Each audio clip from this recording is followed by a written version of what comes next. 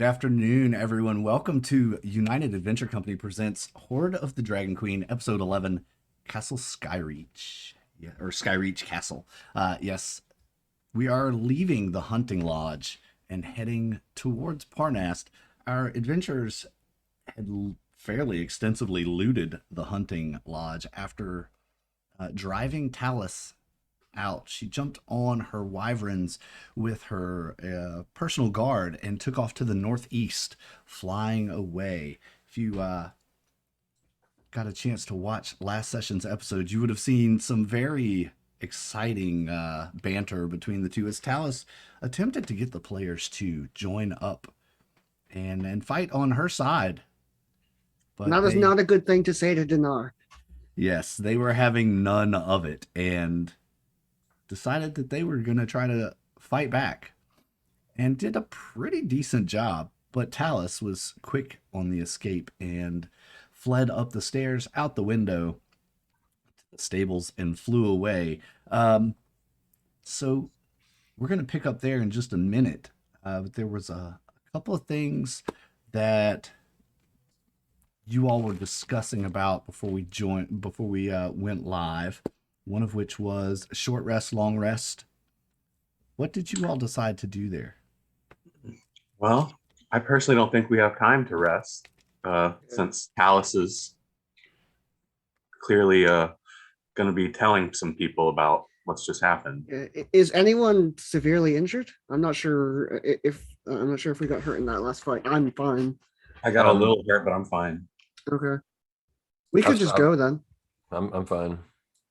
I guess the question is what happens after you level up? Because if I believe we just leveled up. Yes, we're level 7 now. Do you I DM, what happens to your stuff when you level up? Usually, when you level up, it's after a major battle, and I am pretty generous in saying that you recover all of your hit dice because you have to roll new hit dice anyway for your hit points. So you're going to recover any wounds and that whatnot. What about spell slots? Yeah, this is the thing I'm actually interested. Yeah. Okay. So we get our spell slots back? Typically, that's how I do it. I'm pretty generous when it comes to that sort This of is stuff. the important thing Dinar wanted to know. Let's say we all experience a surge of adrenaline and purposefulness and determination.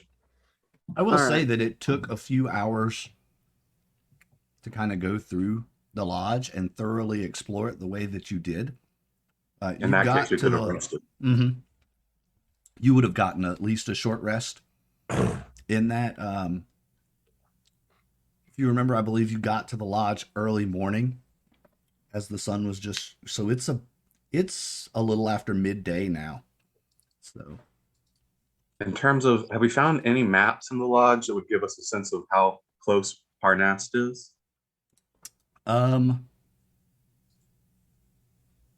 Let's see. Or do some of us perhaps just know that information from their geography class? I don't believe there was a map necessarily.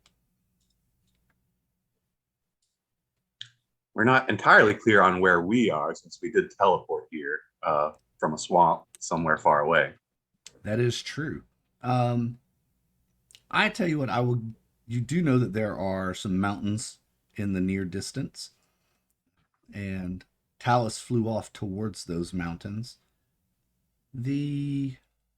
Perhaps one of the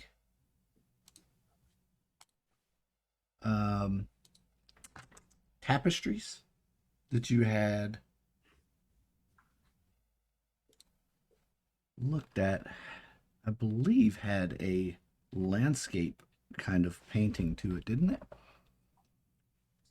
There's so many tapestries.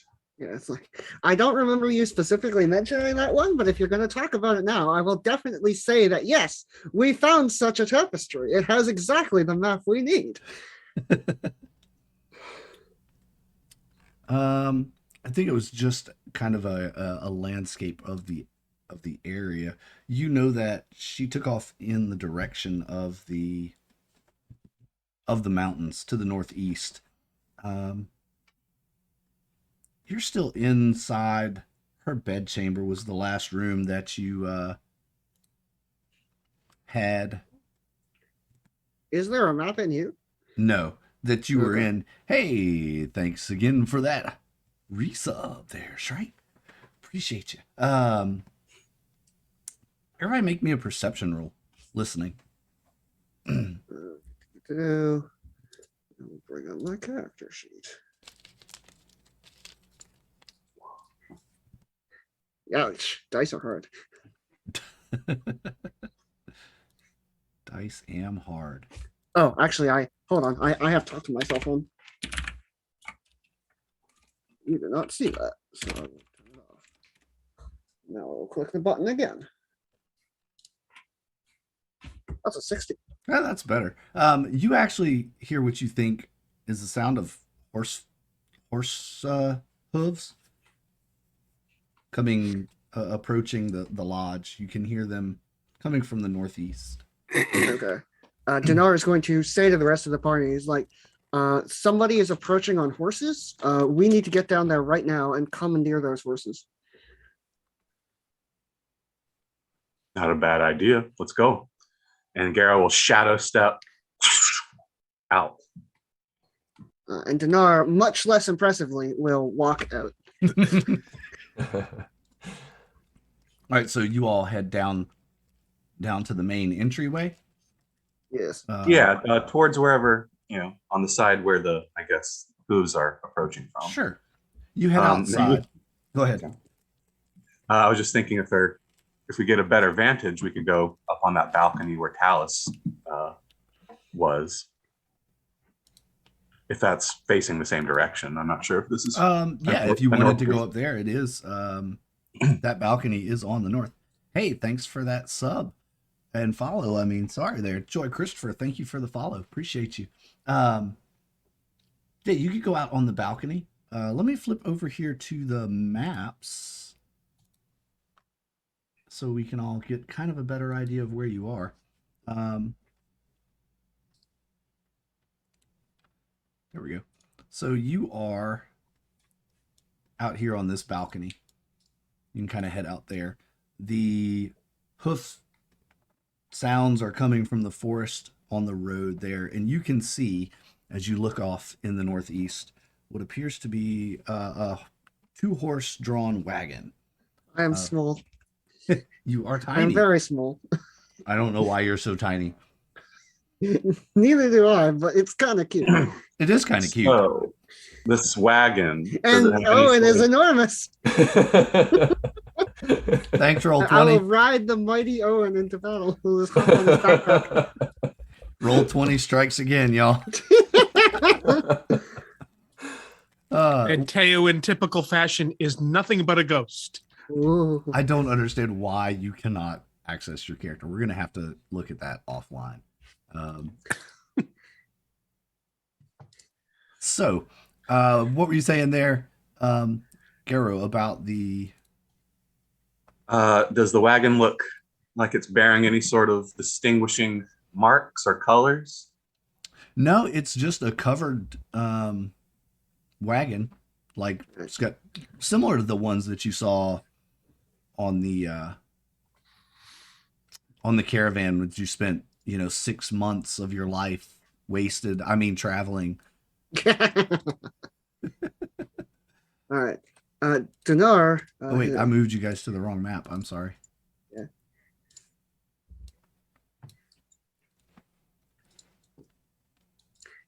Dinar is actually going to start heading down because he does not trust himself to jump off this balcony. So he is going to start heading down the stairs, and he's going to head out the door and just basically walk around. Hey, he's normalized now. Hooray. He's You're going to walk welcome. around. Gara will have And been then here it's- for about 5 minutes. Since Yeah, we I'm just walking teleported. around. Dinar just looks at Garo and is like, impressive. Garo And shut he's going to head towards this covered wagon. There's Teo. Yeah. He appears. Yeah, all your character settings are correct. I don't know why you can't access it. We're gonna have to look at that. As this wagon approaches, it just has a single rider. It looks like he's just going through the motions, and he pulls up, kind of waves at first. Then he realizes you're not, like, you can see on his face that you're not who he expected. And he starts to turn the wagon around. He's probably 50 feet from you. Hey, oh there, buddy. Let's just slow down. Garrow saunters up or teleports over, whatever is most Yeah, terrifying. he's about 50 feet from you, so I would teleport to the nearest shadow and just poof, like, hold on there, pal. And, calm the horse and say, there's no need to be running off so fast. well, who are you? You're not Talus's men. Who are you? No, we're the new owners of this here lodge. Talus had to leave pretty quick, and we're actually heading in her direction. So we were hoping we could borrow your fine wagon here, and maybe you could kick back in the old hunting lodge. There's fireplaces going. It's nice and warm.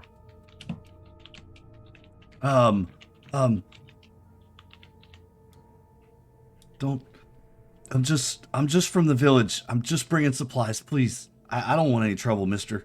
Look, Right. you can have the wagon. I'm just from the village. I have a family. Don't, please. How far away is the village? No one's going to hurt you. This village, you're talking about Parnas, right? Yes, from Parnas. Yes, it's Can you just take us there? 5 miles from here. I was just bringing a delivery. Yeah, well, that delivery isn't needed anymore. And you can feel free to head home, but we would very much appreciate it if you brought us with you. Yeah, that'd be real nice of you. We're headed that way ourselves. We want to go meet up with Talus. Oh, your friends of Talus's? Oh, yeah. It's a little more complicated than that. Isn't it always? But, we're business associates. And she totally trashed this place before she left it to us, and we have to talk to her about that. All right, somebody make me a persuasion roll or intimidation. I say Owen does it because Owen probably has pretty good charisma, but non-charismatic people over here. I would perhaps be helping because I did give a pretty good line about roll with Deception? advantage. Deception? No, let's go with I do. Intimidation. yeah, and roll with advantage because you do have Garrow and Dinar both standing there and Teo lurking in the shadows, so I'll give you advantage on the roll.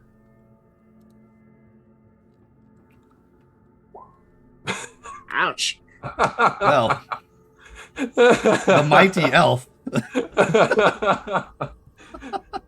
A 1 and a 2. Wow. As I said, dice are hard. He I will slink over and attempt to persuade this gentleman that a ride is the best choice that he's got. well as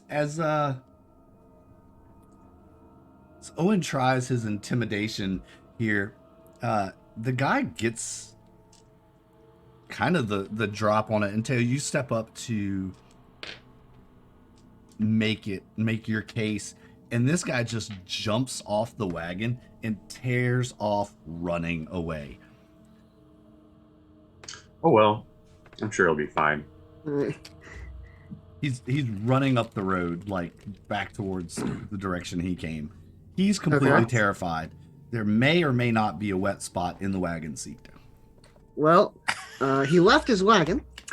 Dinar is going to step up to this wagon.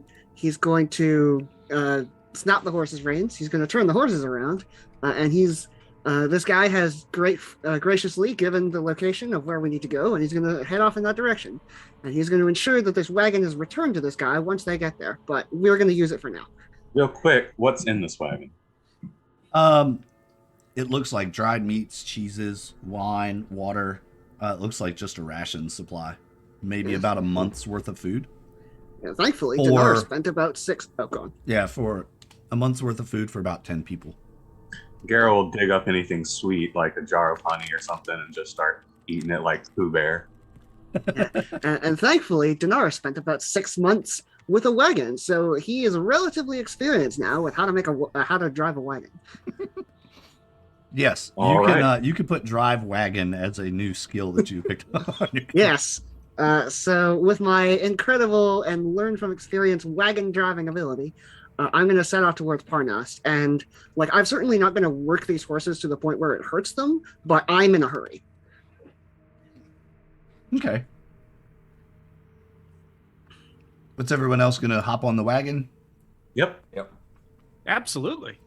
It doesn't take long, and you overtake the individual that was running away. He's now walking, panting, out of breath. Well, when we see him, Dinar says, "You dropped your wagon. You want to hop on?" You dropped your wagon. That's great. Yeah, I think you maybe got the wrong impression from us. We're not trying to hurt you, buddy. Well, it is a long walk and a treacherous journey. Sure, I'll ride. Yeah, I mean, if you're wagon, Dinar is bud, going to like reach down and help this guy up onto the wagon, and he's going to keep moving. I totally rolled a 1 on his charisma check. Keep him from So, fleeing again. tell us about this village of yours, if you don't mind, friend, and I'll pass him a ration or something to chew on. Oh, Parnas? You wish to know about it? Yeah, never been myself. No. Give me a second. While I find the... Yes, I've heard great things about Parnas, about, it's a city on the move, jewel in the heart of this region. Understand the people are very friendly, and the food is delicious. Well, sir, I'm not sure what Parnas you've heard of, but that doesn't sound anything like my town. We're a very small village, actually.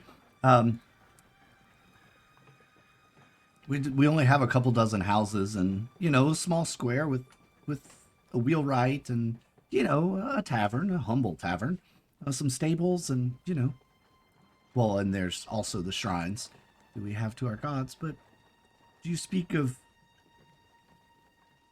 Skyreach? Maybe that's what we were thinking of. The city on the move, you said. I've Skyreach? certainly heard that name before. What can you tell me about it? I don't know if I should tell you anything about it. Well, my father runs the wheelwright shop, and he knows more about it than I do. I'm just a delivery boy, really. But a few months ago, these people showed up, and they brought with them this flying castle. It landed not far from our town. And before we knew it, they were kind of in our town running things and took over this Oathlistan, I think is how you say his name. And presumably they're the ones paying you to do these deliveries? Oh, they pay quite well also, and they've brought quite a bit of money into our town, and they haven't hurt anyone or done anything, so, as long as they're not hurting anyone. But we make deliveries and pick up wagon loads of treasure or supplies and take them to this castle. How do you Yeah, get yes. there? Presumably, guess if that this we're place good. is actually in the sky. Oh, no. It landed. It's on the ground. Oh, okay. It's kind of like docked, I guess. You mentioned shrines and gods. What gods do you worship at these shrines? Oh, well, there's a statue of Angraharda. Roll a religion. You're an elf. You may know this. I'm a cleric. Do you think I would know this? No, it's an elven deity. Okay. Shanti, Maliki, and Well, that partially makes up for the role for me. and Ariel, Aril. Those are our 4 gods that we worship, one for each season. Yes, you do know of. I'm gonna murder this name, but Angharada, I guess. Angharradh. You know everything about it, so just go ahead and Google that, you'll know all about it. It's an obscure elven deity representing the spring. It stands. So that's the brief of it. Yeah, I'm not sure if Oral is famous enough that Dinar would know about her. You can make a religion check on these others. I'm pretty sure you know about Shanti and Okay. Maliki. That's decent. That's decent enough. Yeah, you've heard of it. You've heard of Arl. Yeah. You know that it's the goddess of winter. Shanti represents summer, and Maliki represents autumn. Yes. So, So no shrines to Tiamat, huh? oh dear heavens, no. Oh yeah, of course not. That would be strange. I was just wondering because I read a book about this cult of the dragon. You don't know anything about that, do you? Cult of the Dragon? No, I don't know what you're talking about. Right, of course. No, they're a secretive group. I'm not even sure if they're real. But you said that your dad knew a little bit more about this stuff, about this Skyreach place. Is that right?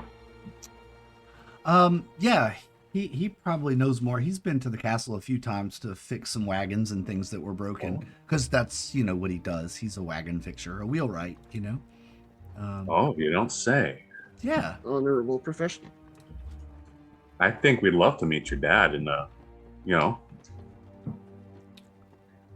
Oh, yeah, we could do that. And about this time, you come along a fast-flowing creek that you're going to have to cross with this wagon. It's just a very quick, rocky, rushing creek. You can see the waters coming down from the mountains. Dinar is going to turn to the person he's with and say, how did you get across this creek? Did you just ford it, or is there a bridge somewhere? No, we just ford across. It's usually fine. All right. We usually don't have any Dinar is issues. actually going to like gesture to him and be like, do you want to drive for this one? Because you clearly know this creek and I do not. Sure. I'll drive. I know the way. All right. Dinar will hand him the reins and sort of respectfully step out of the way. He hops off the seat, grabs the reins, and walks out and leads the horses from the front. Very slowly. You see he has the reins in one hand, and he's grabbed a stick or almost a staff off of the driver undercarriage there, and is kind of poking the water ahead of him, you know, checking the ground, checking the rocks. And yeah, with that, he easily guides the horses right on across with his 17 on his animal handling. Guides the horses and wagon and the rest of you on across the creek without incident. You get on the other side, and a small frost is forming as you start heading up through this mountain pass. It's very forested here, and he says, "We're about halfway there. We're about halfway there." Huh. All right. Say, can these horses go any faster? We could. We might have to lose the wagon, but we could push them a little harder and see how they do. They're old horses. Well, I trust your judgment, but we do want to get there before nightfall, of course. I mean, there's also presumably 4 of us can't, or 5 of us can't all ride on the horses. So some of us are in the wagon. Yes. Yeah. So Dinar is, I mean, this is also this guy's wagon, which he's graciously lending to us. So Dinar does not want to like cut the wagon loose. And he's content waiting, especially if they're halfway there already. All right. Hero is impatient. You're impatient? No. After a bit more travel, the ground here frozen as you cross the hills leading to the mountains. You finally top a hill, and down in the bottom you see it. Small village, not far from you now. A few dozen houses, a small square. And it's a rustic old village, mostly thatch and wood buildings. In contrast, though, to this rustic burg, stands behind it a mighty castle. A fog shrouding the ravine hides the bottom half of this castle, but you could see walls about 40 feet high, huge towers, one of blue ice, one crumbling, and the windows, the towers, they look built to the scale of giants. Wisps of fog float around the castle, hiding a lot of the detail, but you see two statues, well, the tops of them anyway, standing just before an enormous gate. So this is on the far side of the village. It dwarfs the village. The castle is so large. Okay. That is something. He says, Now, yes. I'm not sure what would be an architecture check, but Dinar would like to know something about the castle. What would I have to roll to know information about the castle? History? History. See if you've ever heard of Skyreach Okay. Castle. Yeah, there's one specific thing I would like to know. So here's my roll. That's a 10. But what Dinar wants to know is, with a gate like this, how long would it take them to raise it? Is this something that they could do, in reaction if they saw us coming? Not knowing the mechanism that drives the gate, it's hard to tell. You would know a traditional standard gate that is a drawbridge style gate, similar to this, does take some time to roll up. This was made by giants, it looks like. So then, in that case, it may take less time than normal just because of their strength. I'm trying to think of how we would get in there. What does Dinar know of giants? Probably not that much. Obviously they're dangerous, they're proud, they're strong, but Dinar doesn't know much beyond the legends and sort of what is commonly told through tales. He certainly hasn't studied them specifically. Okay. You would know then that giants are said to have very strong magic. So there is a possibility that this gate is controlled magically as well. Yeah. You would think that.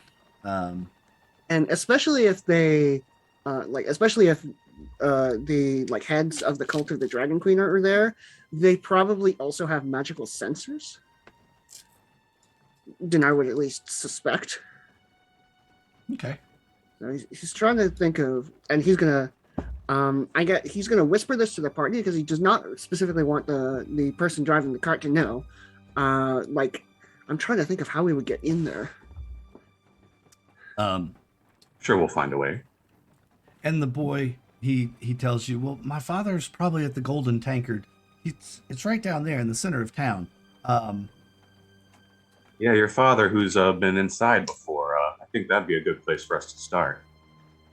I certainly see the wisdom in that. This is the map of Parnast, by the way. Right. That you guys are so on now. I will. I will thank the wagon driver and say, I very much appreciate your aid.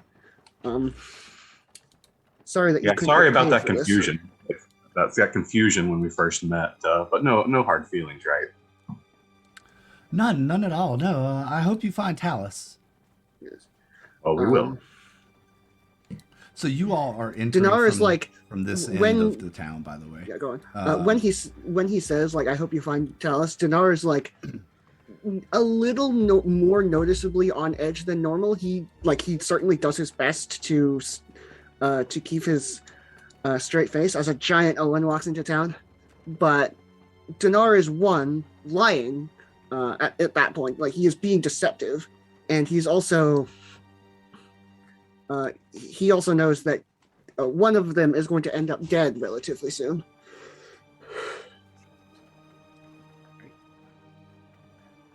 And as he brings y'all into town, he stops here. It says, well, this is my stop. I have to return the wagon to the stables.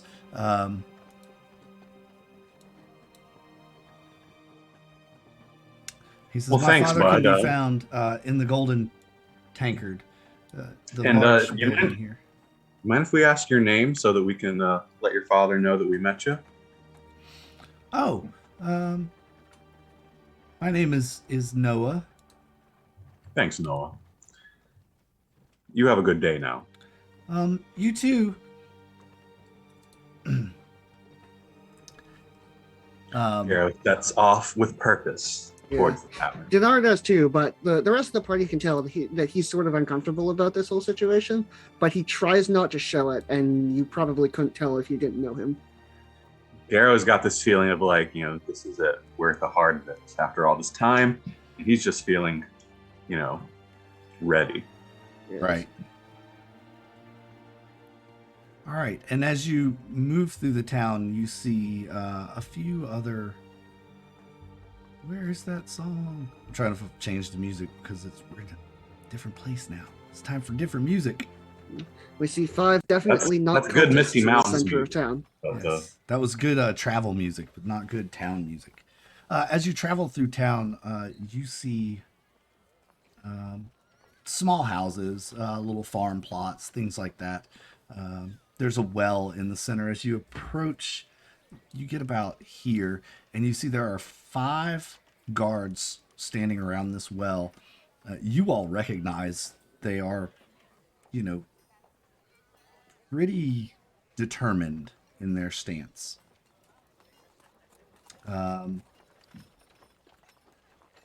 You also see village. There it is.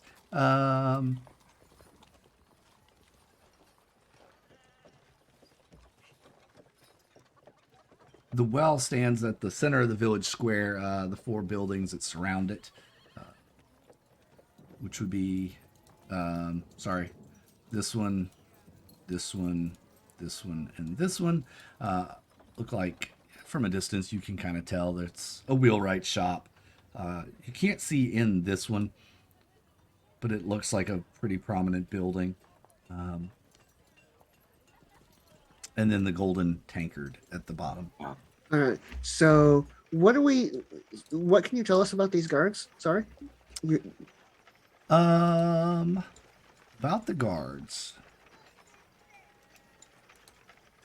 They are each standing around just watching everyone come and go. All right.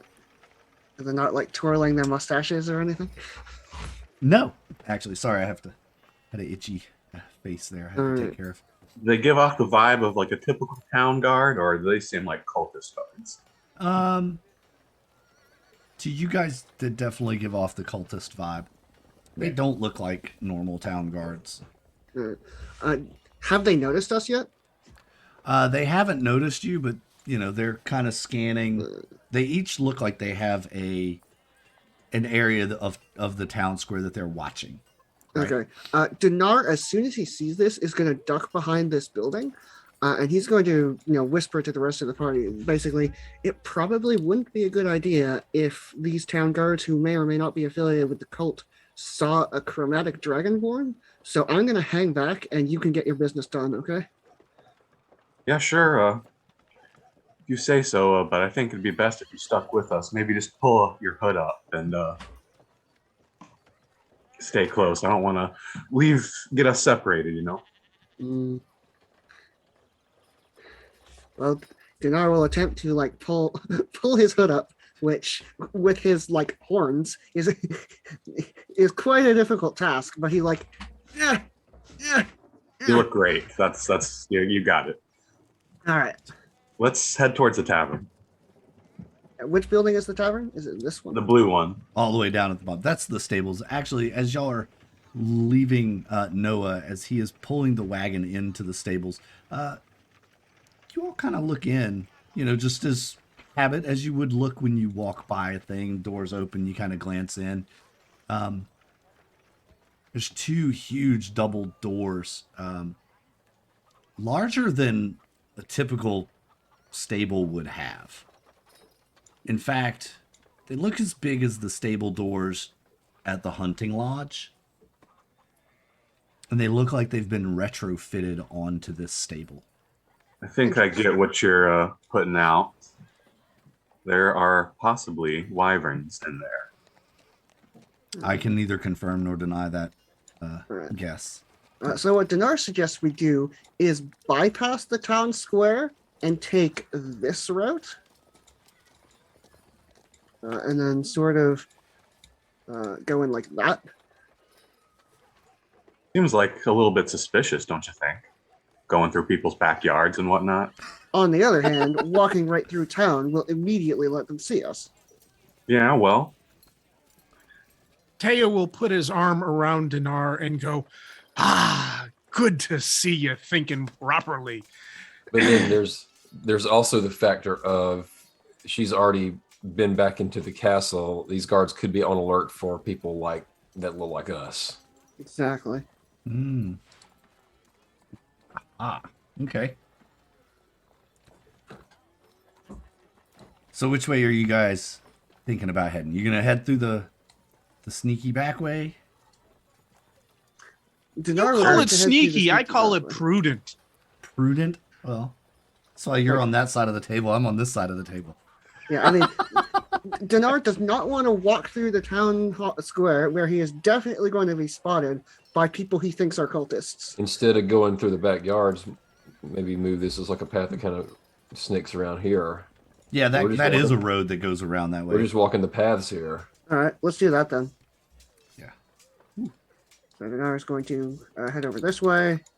All right. Um, Yeah, y'all make your way around the paths, basically taking a tour of the town, past a little farm, through people's homes, houses, nothing of great interest. You do get to the Golden Tankard. The Golden Tankard has on the sign, a golden tankard hanging on it. It's painted ornately and looks pretty nice. Looks like it has a back door we can go into as well. Yeah, a yellow tankard hangs over the door of this rustic tavern.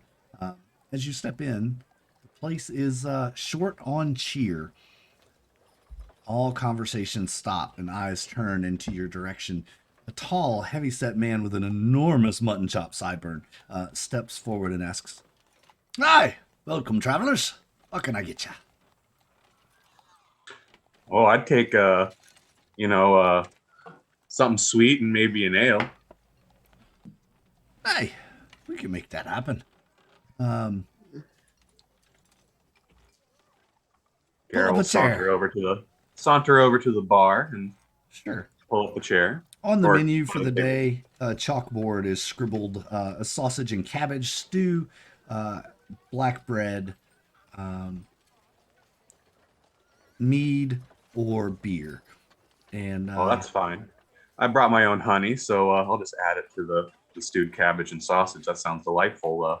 One plate of that, and let me get the mead. That sounds good. all right. So it's a total of, let's see, a full plate meal is 4 copper, and then a silver piece for the meal, for the meat. All right. Um, 4 copper, 1 silver. Garrett Yep. hands it over. no problem. I'll send the potboy out to you in a moment with the What finest. about the rest of you guys? Are you eating? These are my friends. yeah. Welcome, travelers. Welcome. Dinar is sort of looking around, but he's not that interested in eating. As y'all saunter over to the bar and sit down, the conversation picks back up in the bar and people turn back to their own business, talking. They look like commoners, village people. It is evening time here, so it would make sense that the tavern's full of commoners, maybe coming here for dinner or just to talk about the end of the day. Everybody can make a perception check as you look around, though. The guy continues talking to you and says, "My name's Ragnar Redtooth. I'm the owner of this here establishment. What brings Nice to you meet folks you, to town?" Ragnar. Ooh, Teo Garo. Nice. My name's Orag, and yeah, we're just travelers out to seek our fortune in the wilds. Adventurers. Okay. Yeah. Adventures. I used to be adventurers. Oh, I can tell. You've got the look about you. In fact, you see hanging on his belt is a very ornate tankard. Reminiscent of the one painted on the sign outside, actually. It is adorned with small gems. It does look to be gold, or at least golden in color. Could be brass. Yeah. Teo, you see as Dinar Garrow's doesn't say anything, but quietly checks his knee for arrow wounds. I was thinking the same thing. yes. Also thought Ragnar the Red when you said his name. His full name is Ragnar Redtooth. So, um, Dinar and Teo, you both see about the same time a man sitting in the corner of the tavern, by himself, kind of fidgeting a little bit with his hands, looking around. He looks a little nervous. But every once in a while, he'll just look back down, eat a little bit. He looks back up, and at one point, you catch him just staring. Dinar, he's looking you in the eyes and fidgeting nervously. Garrow is shoveling cabbage and sausage covered in honey into his face. Yes. But he notices. So Dinar is going to not make a show of it, but he's going to quietly walk over to him and say, "Do you need something?" He doesn't respond. He just looks up at you and goes back to his meal. I don't know you, stranger. Leave me be. And then you catch a slight, very slight head fade towards the door. And it's ever so subtle, but with your 25, I'm going to give it to you that you catch it. Sorry, head fade means what exactly? Like he's kind of pointing his head towards the door. Like, Oh, he's gesturing. but it's for you very, to- very subtle. I mean, knowing this and really not wanting to cause a scene, Dinar is going to sort of walk back and sort of head back to the party, but he is on alert now because he's worried that something might happen. There's definitely this town definitely is affiliated somewhat with the cult, and Dinar simultaneously doesn't want to be attacked and also doesn't want to be in combat in a situation where a whole bunch of innocents could get hurt. Mm-hmm. All right. So, what did Mr. Twitchy have to say? Buzz off, basically. Well, that delivery boy said that his father would possibly be here. Does anyone look like a wheelwright to you? Thinking Dinar's back going to about scan it, around for, does anybody look like the delivery boy? now that you think about it, the man that you just came back from kind of resembled the young man that you rode into town with. I know. He's got a heavy beard but his hands, as you looked at him eating, his hands are the hands of a working man. They're very weather worn and strong looking. I think that's our guy. Maybe he's trying to get our attention.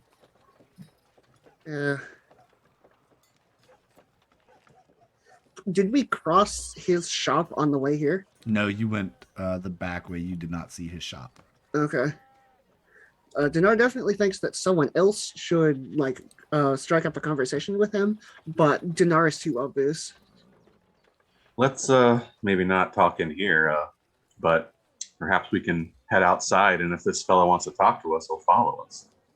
All right. Dinar is going to head back out the back door. Yep, Garrow finishing his meal and his meat will follow. Dinar, will you make sure the horses are properly tied up? Yes, I will go do that. Is Teo staying inside? Yeah, I'm going to stay back just for a moment, basically keeping an eye on our six to see if anybody's following. Sure, that makes sense. What about Owen? I'm coming outside. Okay. All right. So we saunter out the back door and sort of linger there, perhaps a bit. Yeah, you head outside, lingering a bit, just making it look like conversation.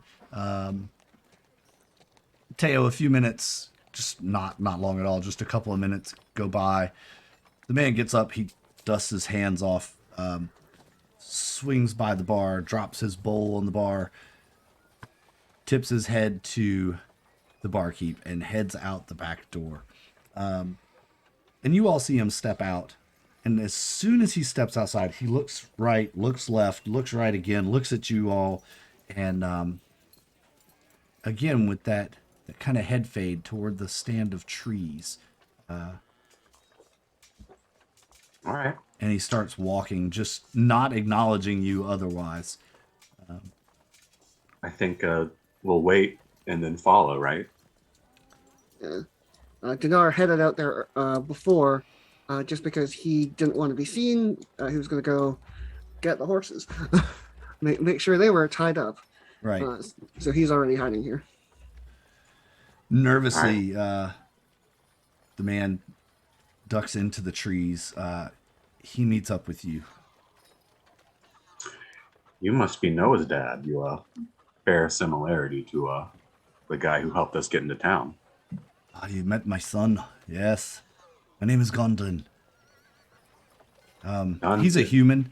He speaks with an odd accent for a human, but you could tell he is definitely a man of physical labor. He said, I take it you're here about the castle? That's correct. Yeah. Your son mentioned that you've been inside before. We were just curious about what it's like, what sort of defenses there are. And he gestures for you to follow him. He says, you can see from here. Sorry, is this the castle? Down at the bottom of the map, yes. Oh, okay. Yeah. You can see from here. Oh, A clear shot. And he walks over here to the edge of the trees near this farm, and you can see, he points out the large towers, the ballistas on the towers, and from here you get a very, very good look of the two statues that are in front of the castle. It appears that a moat of sorts has been cut into the ground when the castle landed, or perhaps it carries it with itself. But these two statues are flanking the drawbridge. One is of a male cloud giant, one is of a female cloud giant. And he says, he tells you inside it is very heavily guarded with lots of different creatures. There's giants and ogres, and it's rumored that the castle is powered by a dragon itself. That's how it can fly. Do you have Wow. any idea what they're doing here? Like, We've been loading her up with wagons, crates and crates and crates that come through here. Today was the last shipment. They're set to leave at any time now. Thank Don't say. gods. We'll be so glad they're gone. Oh, Yeah, they seem to be making you pretty uneasy. Anything strange been happening other than the carts and wagons and boxes? I just don't like them. They've been around too long. They defiled our temple, our shrines to our gods, Oh, cut off her head and hands. It's a shame. yeah, that's a pretty evil thing to do. Yes. In You fact, know, Engadara's statue's been completely defaced. Face and hands been chopped away. Sad. Well, I'll be honest with you. We've got some business with someone who we think is in that castle. So we'd be much obliged if you could help us get inside somehow. Any information or anything. The only thing I know is that when we go, the guards that take us in, they say one of two things. Hail Blogothicus. Blogothicus, I think is how they say it. Hail Blogothicus. Yes. And Tiamat, our mother, our strength, seem to be two Oh. passphrases that allow people in. I see. Also, Has anyone unaffiliated ever tried to get inside? no, we're not allowed. Hmm. Without a guard of their own, they don't allow anyone in. Now, if you're lucky, very lucky, there's 2 wyverns in the stables. It should be enough to carry all of you, all 4 of you. Perhaps. I like the way you think there. I can't remember his name. Sorry. I can't either. Glundon? Yeah, Glundon. Glendon. Or I like the way you Gundolin. think. Gundolin, sorry. Gundolin. I like the way you think, Gundolin. Dinar's going to take a look at these ballistas. Are they manned right now? Is there someone Yes, there are 3 ogres on the top of that tower that you can see. They all hold javelins, and the ballista is loaded with a javelin. What if we was to wait until nightfall? The fog only gets thicker at night. Blocks your vision, it does. Well, all we got to do is fly the wyverns close enough that we can, land somewhere, and then we're in.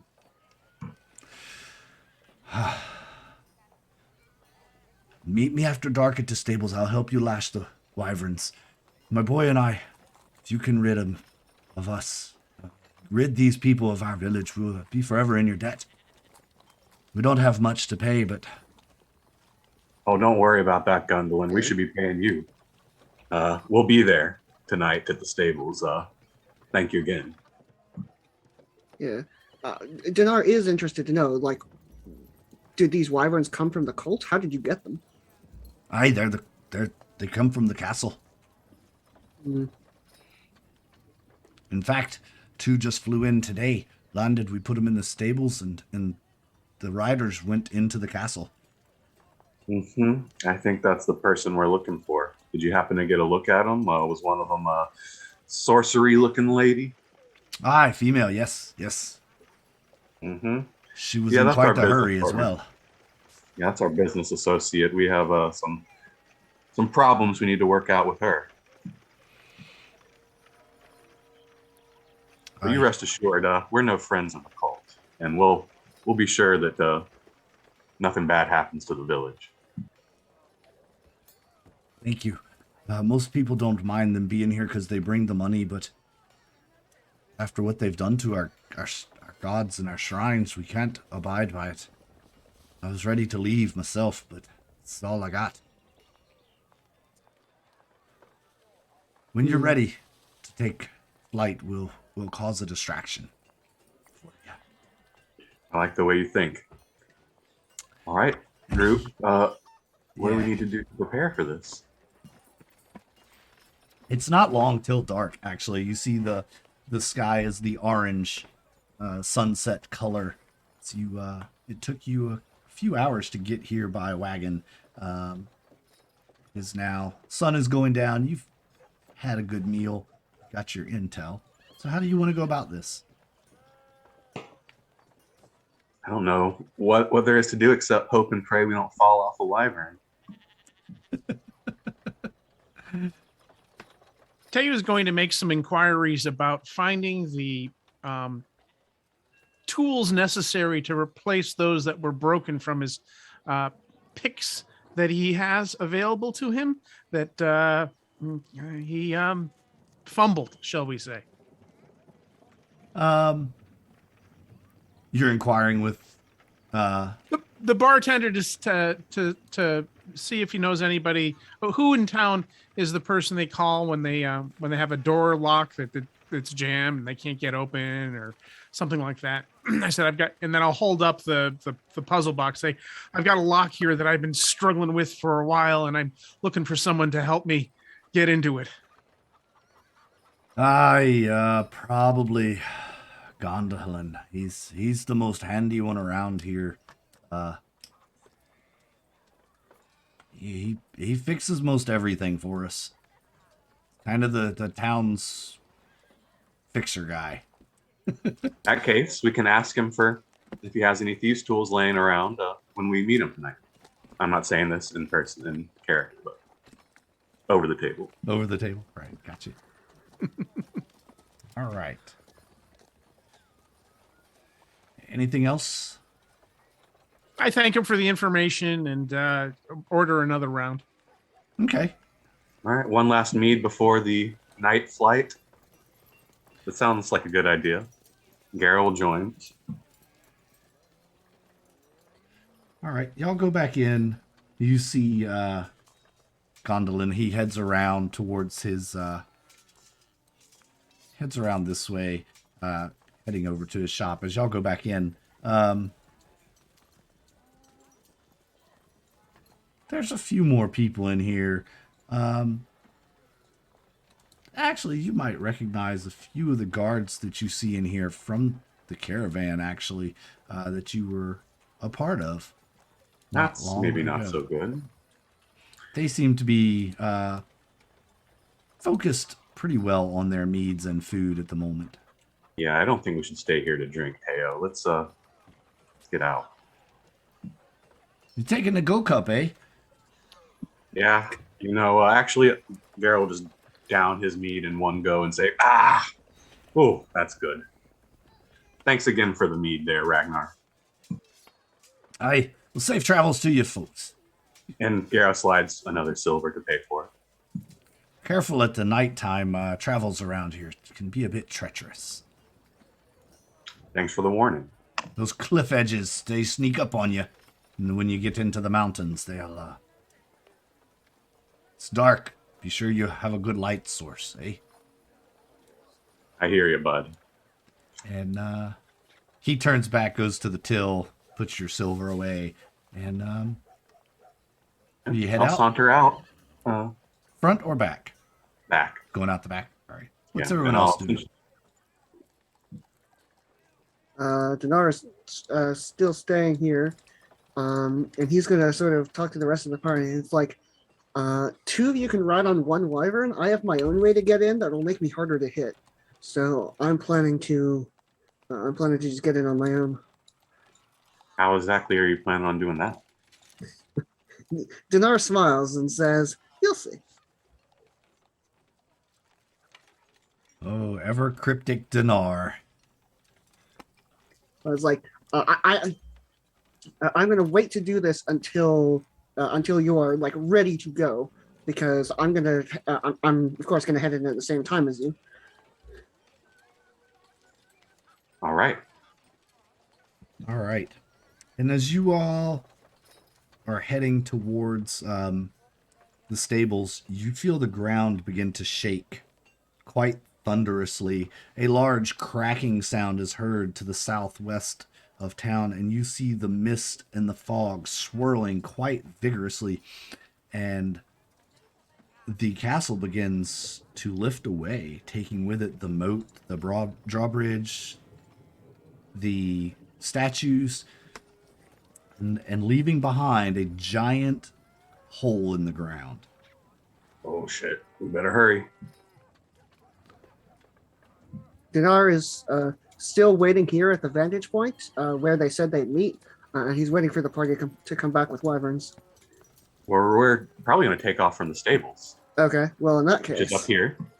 So this is where we were meeting. he's going to wait until he sees wyverns. Okay. So need you guys that are with the wyverns to make me an animal handling roll. Alrighty. Fingers crossed. I've got an inspirations left. Can I use it? If you need to, yeah.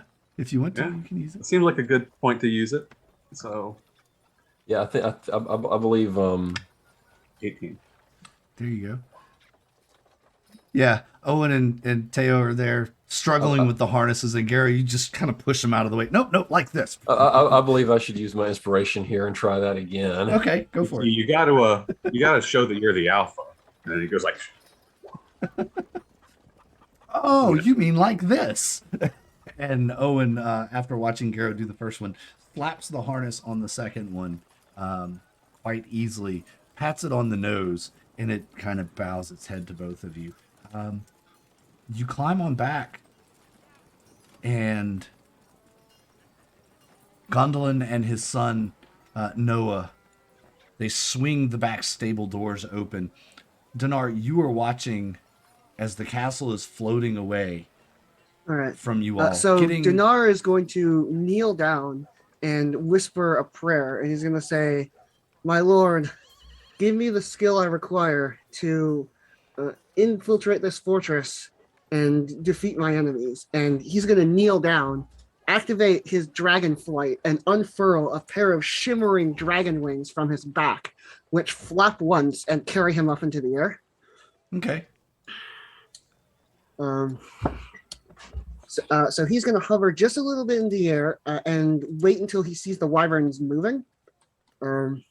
But this also lets him, he is much smaller profile than a wyvern, so he's going to try and sneak in while the guards are distracted by the wyverns.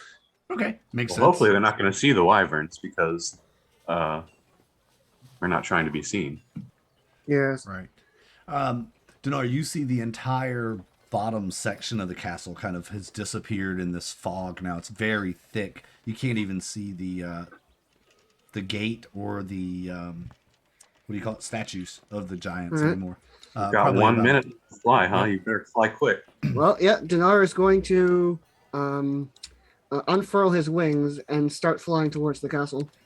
Gondolin and Noah run out the other side of the stable with torches in hand. They throw them upon some hay bales running over here to the fire, to the farm, throwing some torches on the hay bales and yell, "Fire! Fire! We have a fire at the farm!" The guards react and start running that way. As that occurs, several other guards you can see start coming out of houses from all around the town. I think that's our cue. All right. You I'm all going to try to fly this wyvern. Yes, you all take off flying. Go ahead and give me that animal handling again. Oh boy. Yes, for flying. Fingers crossed. You've already kind of got their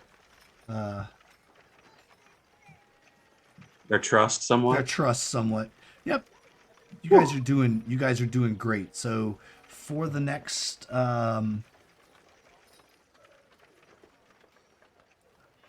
believe it's an hour. Let me just double check. I believe it's an hour they'll follow your commands.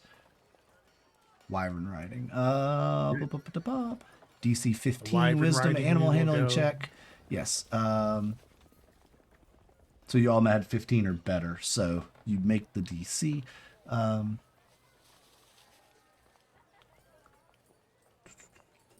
Oh, okay. So yeah, that's the second one.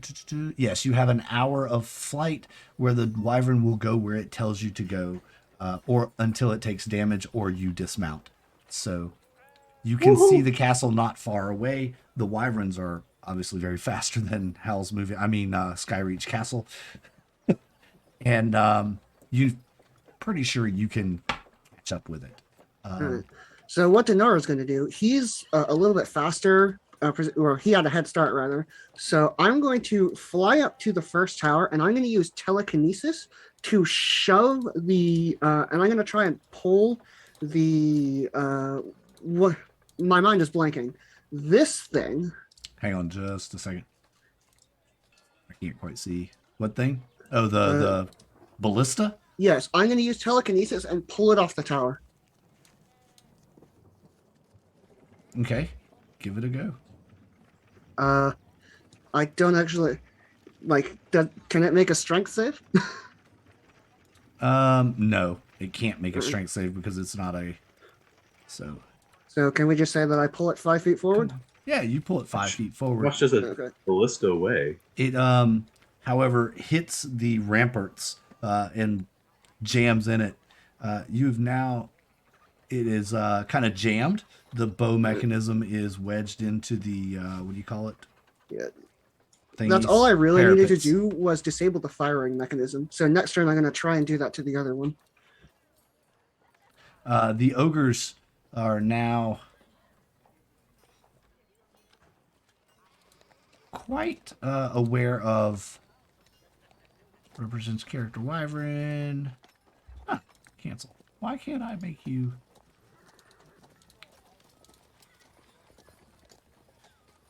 I'm trying to give you guys the ability to control this. Controlled by... I gotta go into this. Never mind. Sorry. My apologies. I didn't know if you were going to take the wyverns or not, so I didn't set them up for you. I have most everything else set up, though. I whispered to Garrow, when did Dinar learn how to do that?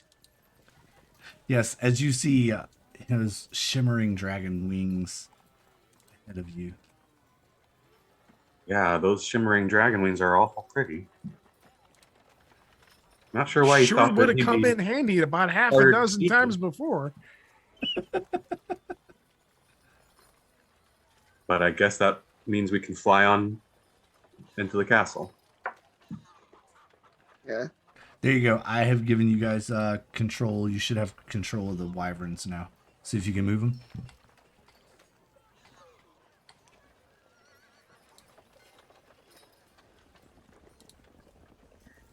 Sorry, I can't move either of Can't them. move them. Okay, you can't? Okay. Yeah. We'll try this again. Wyvern. Edit. Oh, edited and controlled by. Boop. Save. Now you should be able to. Yeah, I can move. Can you move both of them? Yep. Okay, cool. And you should have their stat block as well, so you can see their movement and all that. As the castle flies further away, Dinar, are you going to keep up with it? Try and keep your distance? Yes, I am. So Okay. I'm going to, specifically, I'm going to fly over this way now, relative to this, and I'm going to try and do the same thing and pull, and use telekinesis to jam the other ballista. All right. Before you do that, we're going to do some... Does initiative need to be rolled? It does. Well, here goes. Oh, that was really good. Let's go. Oh, wait. Crap. Let me... before anybody else rolls initiative, let me remove the old initiatives.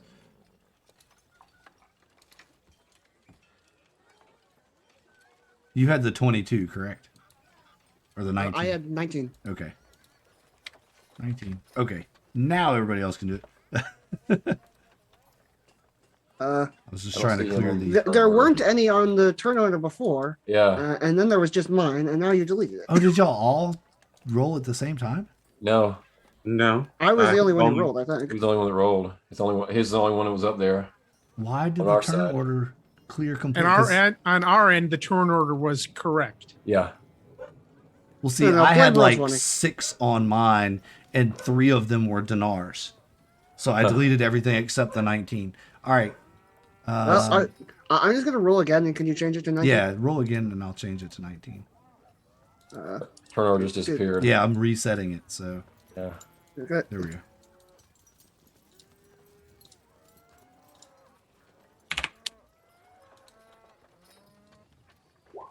There we go. I have 2 Dinars at 19. I have a Dinara and a Garrow at 19 on my end. That's right. Now I have everybody correct on my end. All right. There we go. Roll 20 striking again, folks. I tell you what, it's been an interesting roll 20 day.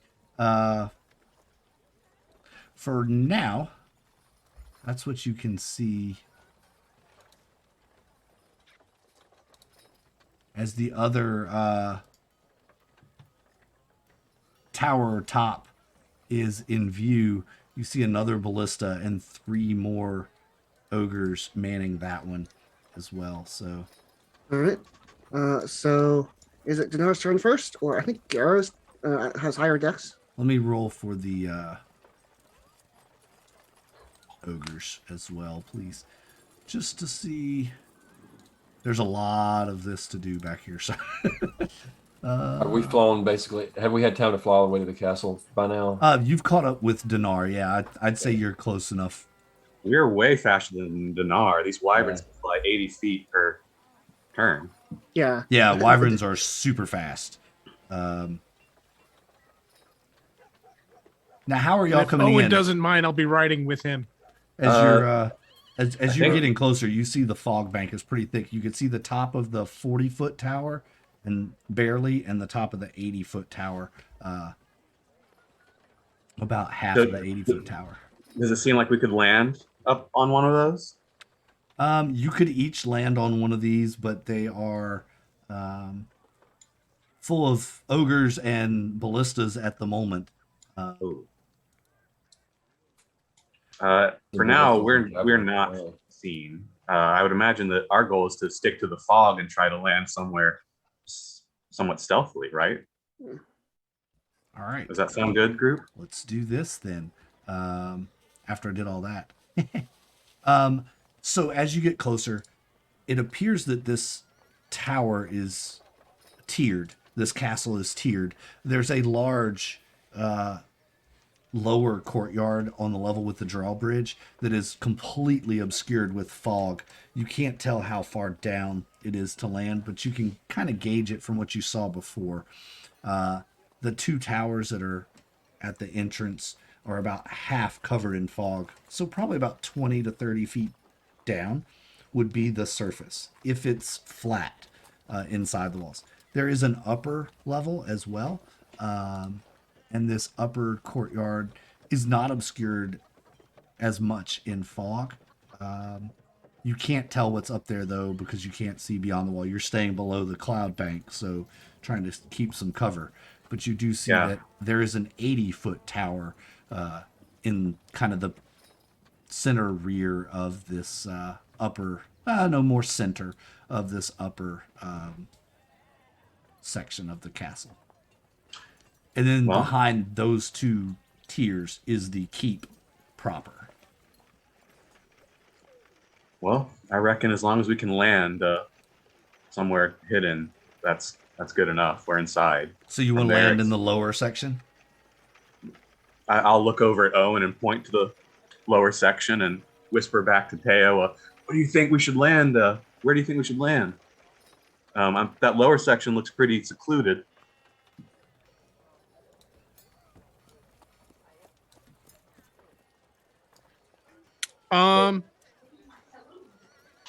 Your guess is as good as mine. I think any place solid will work. Yeah, I hear you. So Garrow will zoom down towards the ground. All right. You're going to have to go up over the walls. And so you're going to come in tight to the wall, fly up and over. Is that your plan? Just like a fish jumping over a barrier. Okay. So you dive down below the castle and get into the cloud bank. Dinar, you see them dive down into the cloud bank. The ogres go on 15, so you guys are going to go first. So go ahead and make your other telekinesis roll. Well, I'm going to fly 30 feet, which apparently this is an enormous map. So I'm going to fly 30 feet, and that's about here. Well, it says that they're 10-foot squares. Okay. Yeah, they're 10-foot squares. So this is an enormous ballista. Yes, it is. It's Gigantor. So I'm once again going to use telekinesis to try and jam the ballista.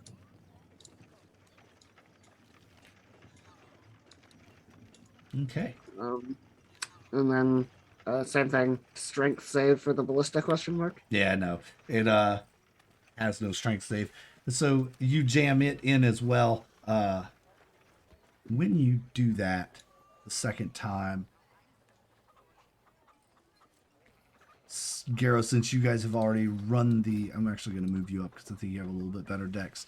You've already flown down. I guess, Owen, are you following lead? Yeah. Okay. You see the ballista get jammed in. The ogres yell very loudly. all of them in unison.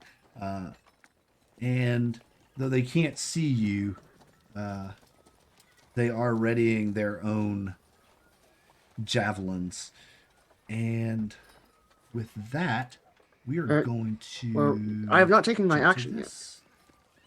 Oh, go ahead. Sorry. Yeah, telekinesis is a bonus action. So what I'm going to do, I'm going to assume that they can't hit me if I'm right up against the wall. So I'm going to fly another 30 feet into this, into the gate. Well, the drawbridge was raised as they Oh, took it was? off. Okay. Yeah, I thought I said that. Maybe I didn't. But they did raise the drawbridge before they All right. took off. In that case, I'm going to fly right here and like hug my back against the wall so that they can't hit me. Okay. And cover yourself with a tapestry. You are also obscured in the fog bank, so Yeah, so I will I'm say hoping that they can't see you. You are hidden at this point. I'll give you the hidden condition. And Okay. we are going to map switch as you all fly up and over the wall inside to the lower courtyard, which is obscured by fog and darkness. Fog of War actually living up to its name for once. Yes. Now, I'm going to have to. I played around with this earlier and had no luck. So I'm going to drop you guys in here real quick on this map. And then I have to change your. I hate these tokens are so teeny tiny on this map. While you're doing that, I'll be right back. Okay. Yeah, give me just a second. For whatever reason, and if you're out there in Chatland, or maybe one of you guys playing knows, whatever reason, you have to set dynamic lighting for every single map. Yeah, that's what I've heard. It's very frustrating. I've never done it. I've never been on the DM side, but personally, I don't think it's worth it. I would just I've never chose the had, map and we not admit that we've seen, like, we not metagame with it. But I'm fine with that, if you guys are fine with that. Yeah, that's because how we used to do it in the old days. To me, not Fog of War, we had it's a map not worth on the it. table. No, it's not. It's really not, because it takes so long to set it up on every single map. Now I can turn Fog of War on, and a gentleman's agreement, no metagaming. We can only see what's in our character's presence. Well, here's what I can do. I'm fine with doing standard Fog of War. The problem is they're going to be doing away with standard Fog of War in not too long on Roll20, and that's just kind of sucks if you ask me, because Are they going to give dynamic lighting to everyone, or? no, they're not going to give dynamic lighting to everyone, but they're going to be making some changes. Yeah, it's just I run the game but don't have premium, so I use standard Fog of War for everything, and works all right. I prefer standard Fog of War. I know it takes a little bit longer to set it up and all that jazz, but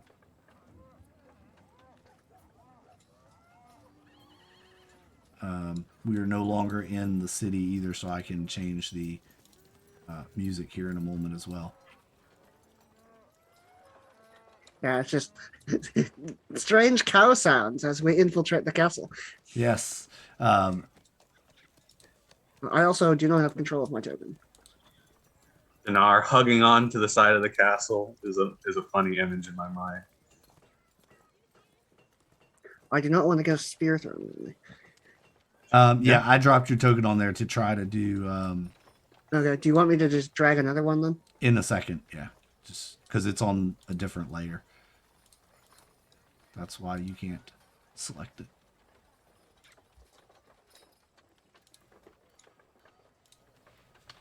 Boop. All right, now you can drop yourselves your wyvern tokens, etc., wherever you want them inside this courtyard that is obscured in a deep layer of fog.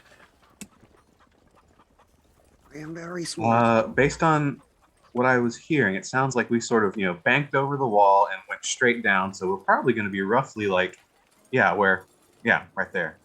So is this all right? So the gates here, Y'all approached from this side. Okay, in that case, we might be on that side. Yeah. Like here. If you want to go there, that's fine. Is this like next to a wall? Yeah, it's next to a wall. When you come in and land, you'll see that it is a great wall. There are 2 giant doors here, large enough for your wyverns to fly into. In fact, everything in here, the doors that you can see are giant sized. Why is Well, the I think turn we should, order blank on this? Okay, so do y'all look on the stream side? And when I bring the turn order out, you see it's completely blank. Yeah, this is blank for me too. But on my side, on the DM side, I still have the turn order visible. Well, I mean, you're the only one who really needs the turn order. Yeah. It's just really weird. Yeah. That it's I not was showing also. up. Can you fix Dinar's size again? I have become small. Tiny. Yeah, I am now slightly less small. Let's see. These map squares are, what does it say on this one? 5 feet. 1 square is 5 feet. So I appear to be giant as yeah, here. you're and as big wyverns- as the wyverns. The wyverns wyverns are are- appropriately sized. Yeah, Yeah. and presumably the ogres are too. Yes. All right. Teo, I'll bring you on. There you are. And should be everybody, right? Yep. Teo's riding with Garrow, and Eowyn's got his own wyvern, and we'll land and I think wait for I think Dinar to that catch up. setting up the map takes longer than combat on Roll20 in some cases. Yeah. Sometimes, yes. So in the lower courtyard, when you land, Dinar, you can see this as well. The heavy oak and iron portcullis is drawn up just inside behind the drawbridge. The 2 life-size statues of 18-foot tall cloud giants, 1 male, 1 female, now stand just behind that portcullis, facing each other within the covered gateway. The 2 gate towers, not the same height. One of the, now it says it's changed its height in the book, 120 feet tall, while the other to the right of the drawbridge is 80 feet tall. Earlier they were 40 and 20 in the book. So Yeah, that was quite a significant difference. quite a significant difference. Maybe they meant that was the amount we could see above the clouds. Maybe that's what they meant. Yes. On the tower rooftops, now the ogres, 2 of them are fighting to unjam the ballistas, 1 on each tower. The other 2 that you see up there, one of them looks like he's opening a, maybe, you can't really tell what he's doing. It's like he's down on the ground doing something. Yeah, we're just hoping that Dinar can get away and make his way to where we are, because he presumably saw where we entered. Yeah, I'm working on it.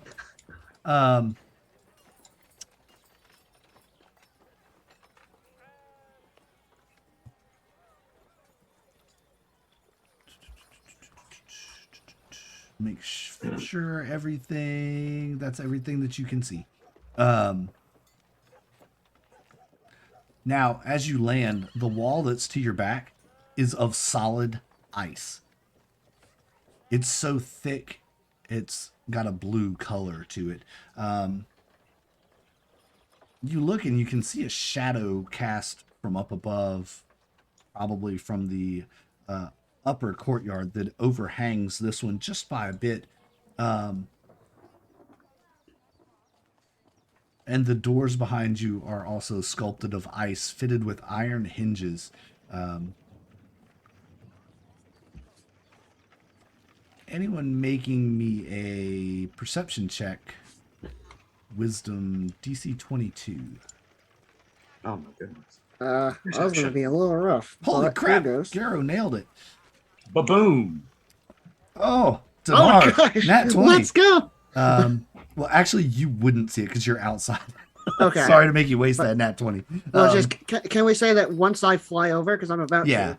yeah. I see Once you it, fly and over, then- you'll see it. Yeah. I'm literally, in a castle of Tiamat, so presumably Bahamut helps me out here.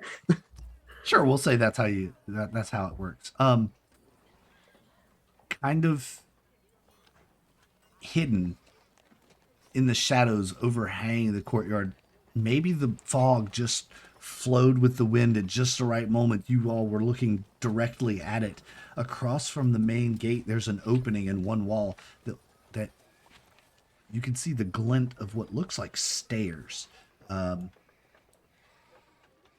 It's Is that here? that is. Let me zoom out on my map for a moment. Actually, it's all the way over here. You're not sure how in the world you saw this, but somehow, It's where again? Okay, way over in the darkness, you saw maybe Arrow. the angle of the moonlight was just right as the fog floated around. All the Eagle way Eye across Garrow there. points. Look at that.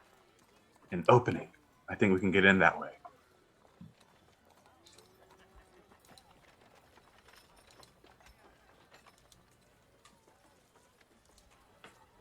Do we fly in, or are we already off the wyvern? I haven't dismounted yet. I'll stay on the Wyvern for now, but once we get to, I guess, a place where you have to dismount them, then we'll leave them behind. Judging by the size of the doors, we might be able to fly around this whole darn place. Dinar, is it my turn or? Yeah, we're not in any combat at the moment, so Okay, well, Dinar is going to fly. He's going to dash this time because this place is absolutely massive, and his wings are not as fast as a wyvern. But he appreciates being much less easy to spot. But he's going to fly across here and start making his way this way. You should group up with the rest of us first. Are we still I'm in the working fog? on it. yes, you're still in the fog. Okay. And I'm going to hop onto a wyvern at this point. All right. That was a pretty nice distraction there, Dinar. Good job. And then I'm gonna say the wings from my cleric ability only last for a minute, and I feel like that has worn off by now. Yeah, about the time you got up and over the wall. Yeah, so I I know feel it's been- I 20 minutes in real life. D&D time. D&D time, So at this point, my shivering wings like fold back down into me, and I land on the ground, and then I try and climb up onto this wyvern. Pretty risky move there, Dinar, but I respect it. As he climbs up on the wyvern with me, I'll just go like, nice trick. Yeah, I was concerned about the wyverns taking a ballista shot, so I was going to try and shut those down. Well, for now, it seems like those ogres are pretty confused, so maybe they won't notice if we slip into that opening over there in Garrow points. All right, let's go. All right, let's. And I will drag Wyvern and Garrow token this way. Oh, I actually got all the Wyverns. Sorry. Yes, that's why they're called a dragon. Yeah, Also, sorry. Well, Our nice. tokens are going to be all over the place. But yeah, we're heading towards the opening that we perceived. yes, With and our as you eagle eyes. let's see, where is this guy? Hang on. You fly by a couple other very large openings. In fact, on your way across.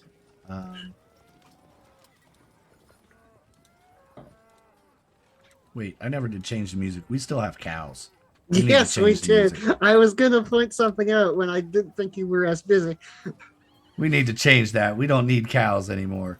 What we need now. I gotta go. We got cows. I gotta go. We got cows. Oh boy, what we have here is cows, folks. Where is it? I'm gonna stop the cow music. Hold on.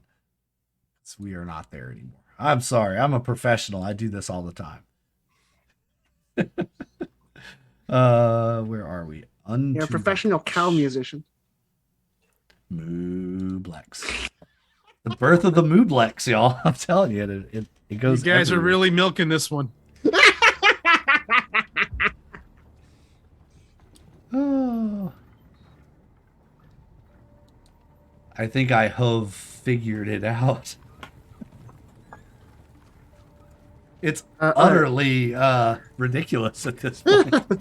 All right, DM, Okay. could you do me a favor? Yes. Right-click my token and hit the send to front option. Because currently, my token is on a on a layer behind the wyvern.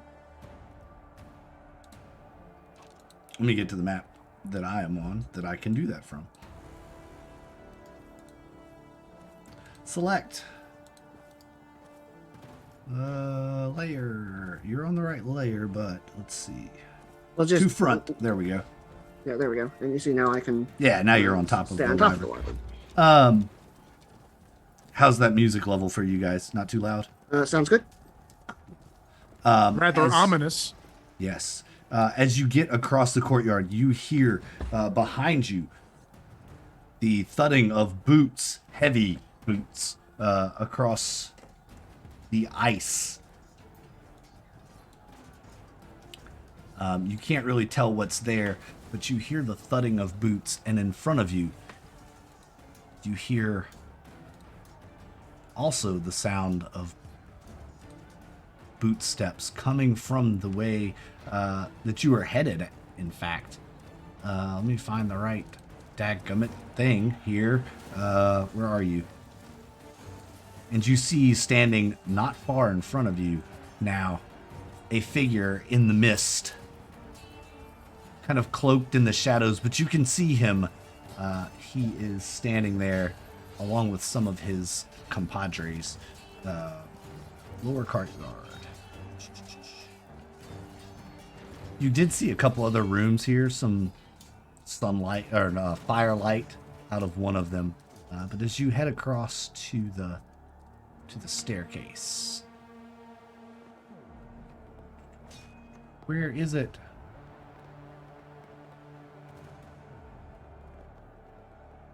Dragon.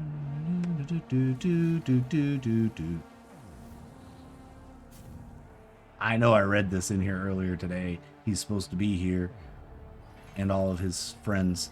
There he is.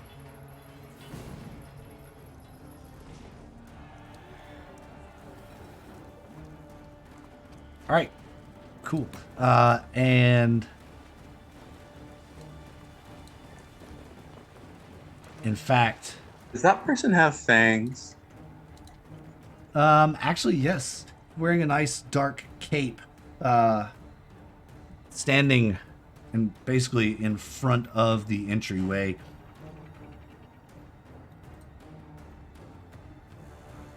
And I'm guessing that they have perceived us.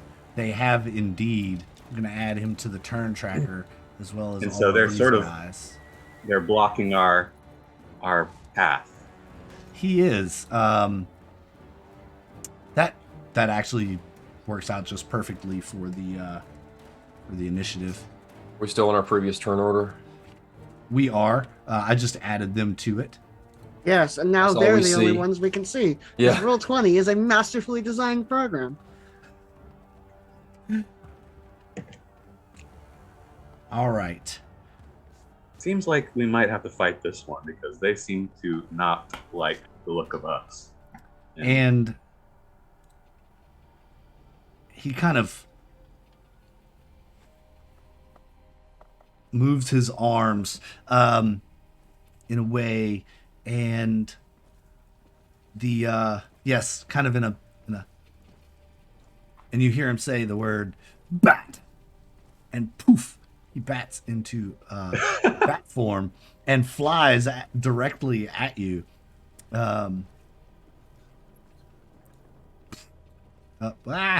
Wrong button. Darn it. Move turn order. I appreciate that reference.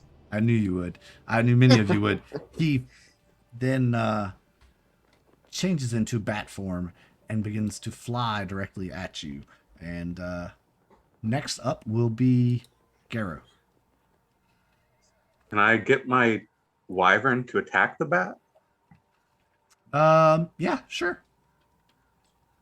Bite. Eat the bat. Go for it. Looks like it only sent it to you, but it's a 17 to hit. It only sent it to me. Yeah, for some reason when I clicked the wyvern, oh, I see why. You have Rolls Whisper on. Right. I think I did. Yeah. Do you see it though? I do see it. It's a 17. Let me pull his character sheet up here. Ooh, that's actually going to be a hit. Right. That's 11 piercing damage from the wyvern bite. All right. The wyvern bite That is not the tab I wanted.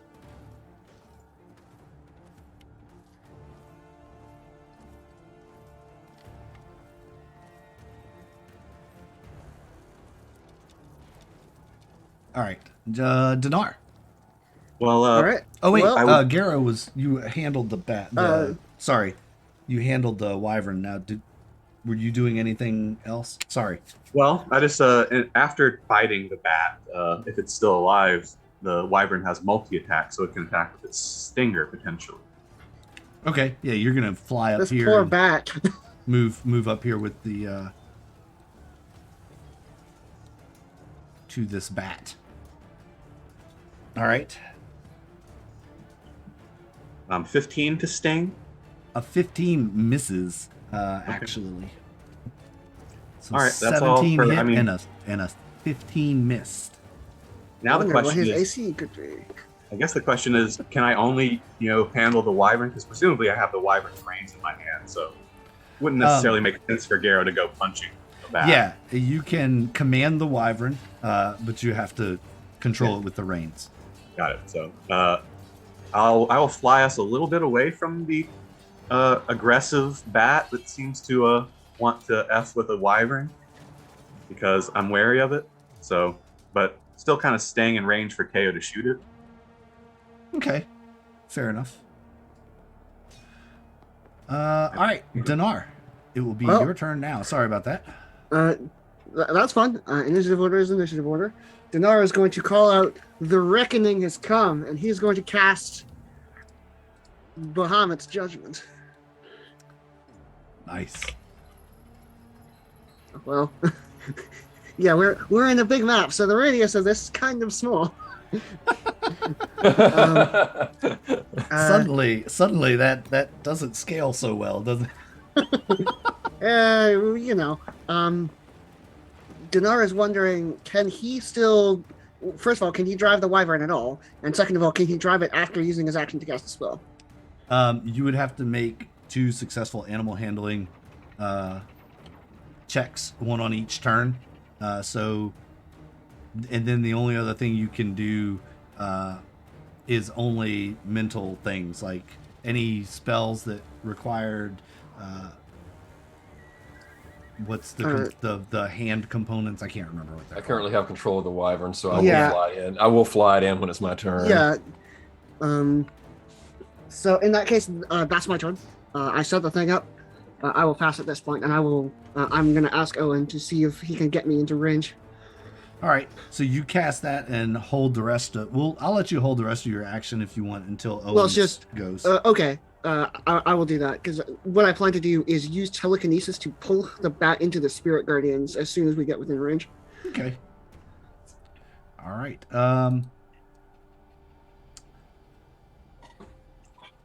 The ogres are yelling, grunting. There's no way they can reach you from where they are, nor can the ballistas. So I'm actually going to leave them in the turn order, but I'll probably skip them going forward from here. Teo, it is your turn. All right. I'm going to try shooting at a bat.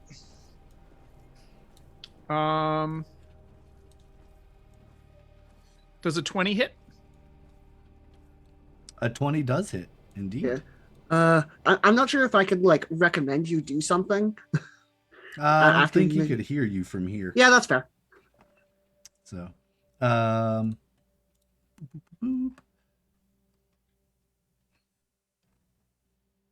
and let me just double check something here. Okay, good. Yep, thought so. So that's a 6 damage to the bat. That's 6. All right. And anything else, Teo? Shooting from the back of a wyvern. Got it. I think that's it. It's pretty good because this bat's tiny, fluttering around, and it's a mist. You're a really good shot. Owen. Sorry. Okay, so I'm gonna swoop in here. All right. So now the detriment of the bat being tiny, is that it's pretty hard for it to resist being pulled by telekinesis. So And it as is a soon as I tiny get bat, so yeah, as soon as I get right outside of its range, I'm going to use my bonus action and attempt to pull it into Spirit Guardians. So it needs to make a strength save to avoid being pulled into Spirit Guardians. And hopefully bats are not strong. Well, while in bat form, it doesn't change his stats apparently. Okay, well, just a normal strength save then. Yeah, so that's a 21 on a strength save. Well, that unfortunately passes the strength save. So, like, Dinar is holding out his hand. It's like, "Ah!" But this bat is just too strong. I can't manage to pull it. Yes, for whatever reason, you have thrown giants off of towers, but you can't. I mean, move a tiny clearly bat. this bat is magical somehow. Somehow. But it's Owen's must able to be. get in range anyway, so Yeah. But Owen gets in range anyway and does. Wow, the bat is rolling really well, y'all. That's his wisdom save for the Bahamut's judgment. I assume he passes? 20, yes, with a 20. Okay, well, the thing is, I need the successful pull in order to trigger the thing on my turn. So otherwise it will happen on his turn. Okay. Yeah, so I'll just, like, why don't we just say that is the roll he gets, and I'll roll Yeah. the damage as soon as his turn starts. That works. So I'm gonna, though all I've done is movement. Yeah, with the so you can wyvern go so ahead and far. go. So I can keep going. Okay, how do I attack with the wyvern? Just open its character sheet. Click on its character sheet. It'll open, and then it's a Where clickable. is it? rollable sheet. Okay, I got it. doesn't it say when they enter the area or start their turn there? I don't see how that has to do with your turn. Yeah, that's what I thought. When It's a. Why don't we discuss this after the session? Yeah, it's just. Long story short, the area entering them is not the same thing as them entering the area, at least according to some Okay. DMs, and it's not something I assume. okay, no, that makes sense. Gotcha. So, hang on. Going to try to bite. Biting the bat. Ooh, that's a nice bite attack. For 10 points of damage on the bat. Chomp. Now, somehow he And- wiggles himself out of your teeth, however, and you don't get to swallow him. So then multi attack. Gonna attack with the stinger. Actually, am I flying right now? Mm-hmm. I'm actually gonna use claws instead. That's also a hit. 12 slashing damage. Holy cow. That's 12. Not minus 120. Minus 12. All right. Claw and, bite on the bat. That's all I'm gonna do because I want to keep him in range of Dinar's aura thing. Gotcha. All right. So in that case, you hear the sound of boots running behind you. They are. Actually, I wonder something about these guys. Don't think they have that ability, but let me just double check. Because I think they're just humans. Actually, they do have. I'm surprised. Okay. So that's their dash, and then they're going to use dragon flight. They've moved their movement. Now they're going to use dragon flight to go another 10, 20, 30 feet. There we go. So they are. You hear the boots running, and then you hear them stop in a whoosh sound, and then you hear all of these boots clatter on the ice once again behind you. They still sound like they're a pretty good ways away. They're finishing fast. All right, now then, on his turn, he is in this. Here, he does make his wisdom save, but Okay, so he takes half of 13, which is 6 radiant damage, all right, and his speed is halved. minus 6. You said, Yes. all right. Okay. Sorry. we are at the first turn of the round. Do you mind if I invoke the holy art of the holy rite of bathroom break? We are about halfway through the session. Yeah, we can take a break here if you Okay, guys need a break. sorry about that. That's all right. We can take a break here. Not a problem. I was gonna go in a few minutes anyway and do a break, but we could do it early if you need to do a break now. Sorry. Not a problem. Okay, Then we'll do that, and we'll be back in just a few minutes, folks. Give us a sec. thank you. Bye.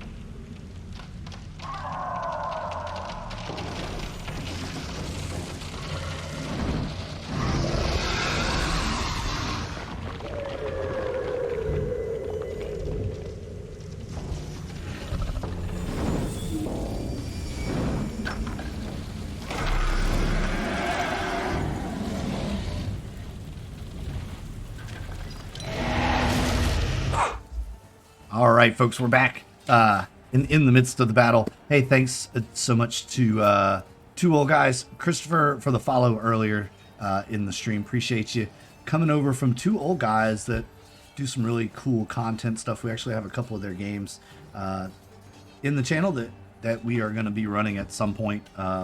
Village of Death, I think, is one of them that we have that we're going to be running at some point in the near future. So if you're still out there, two old guys, thanks so much for the awesome content. We really appreciate your creative abilities. Also want to say thanks to our Patreon supporters. For those of you who don't know, we do now have a Patreon page. You can go learn more about it in our Discord. Feel free to sign up for our Discord, join the community, hang out with us for all the behind the scenes shenanigans. Oh, and now dog is whining at me because he needs something. I know, buddy. Hi, buddy. You don't have a character to play. I'm sorry. So, yep, go hang out with us in our Discord. Join up. See, there's a huge announcement that just came out this week. See what that was and be a part of everything United Adventure Company going forward. So, thank you all so much. Uh-oh. Dog is being needy. I may have to step away for just a moment, which will give you all a chance to prepare your next strategy. I tried to take care of this during the break, but dog did not cooperate.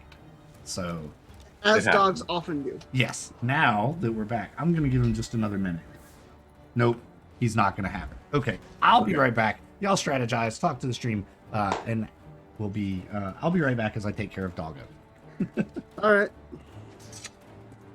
So we're all leaning towards fighting all of these little cultists instead Yes, of. I think we should fight the cultists because we just saw them move 90 feet in a round.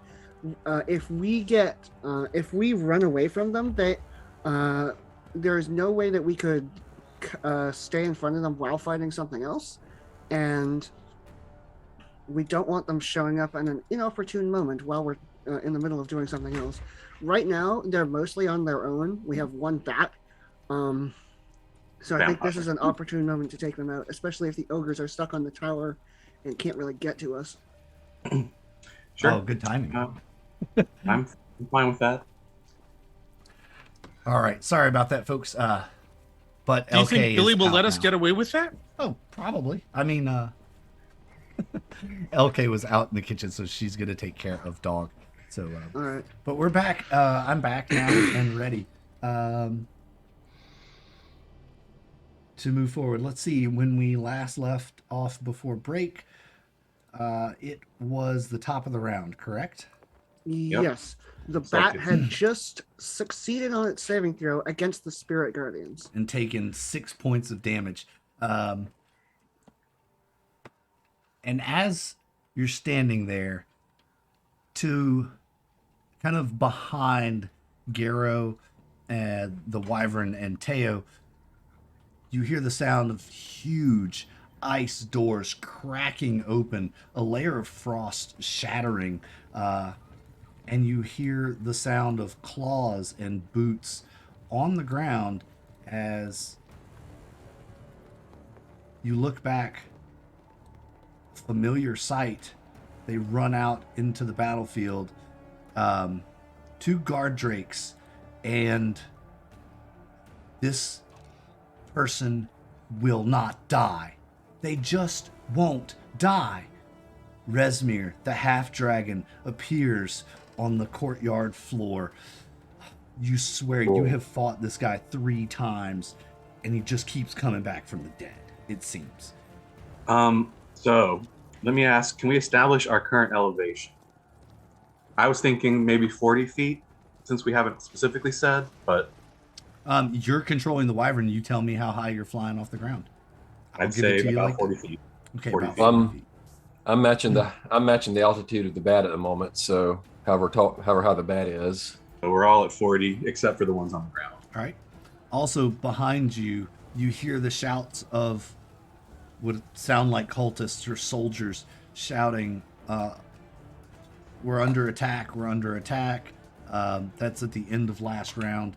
The beginning of this round, large thudding footsteps crackle across the ice You look back to see these two very large, shadowy figures step out onto the courtyard floor, flanking a door that you flew past earlier. And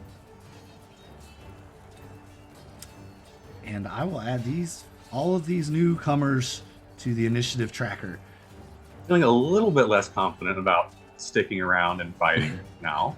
You are also now under the overhang of the upper courtyard, just so you know. Okay, so we can't just fly straight up. Nope. An unlimited. Okay, got it.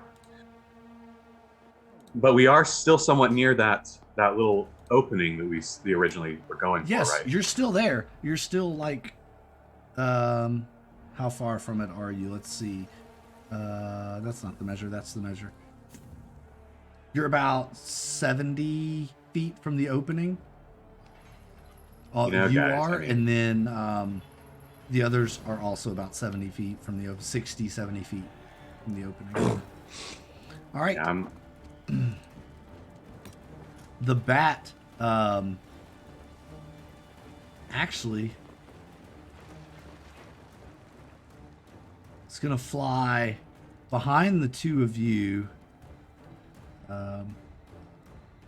onto the back of this wyvern. Bonus action back into his natural humanoid form, and yes, you guessed it, standing on the back of the wyvern now is a vampire.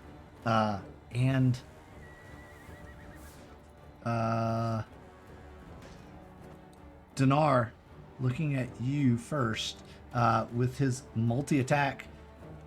Oh, come back here, character sheet. He's going to make 2 attacks, one of which at first is a unarmed swinging fist attack. It's probably not going to hit you with a 12. No. But his next one is going to be his bite attack as he lunges in to you. Ooh, and lands a solid 25. Well, that'll hit me, yes. You take 6 piercing damage and 10 necrotic damage. And Okay. your max... Here's my concentration check. Yep, concentration check. I'm going to use inspiration to reroll that. Okay. Oh, come on! Oh boy, that wasn't too good. Yeah, so you. that's 16? 16 total, and reduce your maximum hit points by the total of necrotic damage taken, which is 10. That effect will last until you finish the next long rest, or you die if your maximum hit points reduce to 0. Yeah. Okay, and then so hit point maximum 42. Or no, that's hit point maximum 42, and then my current hit points are 36. You hear a shout from the ground. Oh, well, the other thing is Yeah. this drops the Spirit Guardians. Spirit Guardians goes down. You hear a shout from the ground. It's Resmir shouting instructions to his men on the ground, apparently. And one of them, you hear a name. Hulda! Wilgoth! Forward!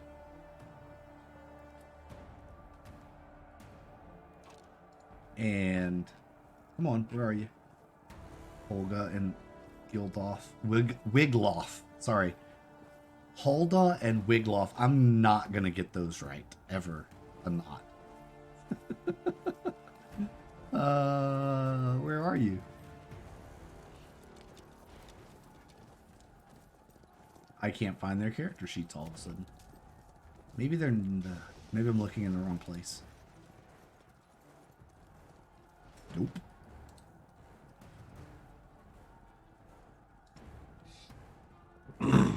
What language were those orders given in? Do I recognize it? They were given in common, yeah. There's a lot of different groups here. It probably the helps. crap? You gotta be kidding me. These guys don't have character sheets, but the barkeep did? Maybe they're just standard whatever giants they are. I mean, could you use the barkeep's character sheet? I'll just use a standard. Frost giant looks like. Yeah, they are. It looks like. I would have guessed stone giant, because frost giants usually have more. Oh yeah, they are stones. They're stone Let's see. giants, okay. Stone. I just assumed frost giant, honestly, because we were in a cold place with all this ice.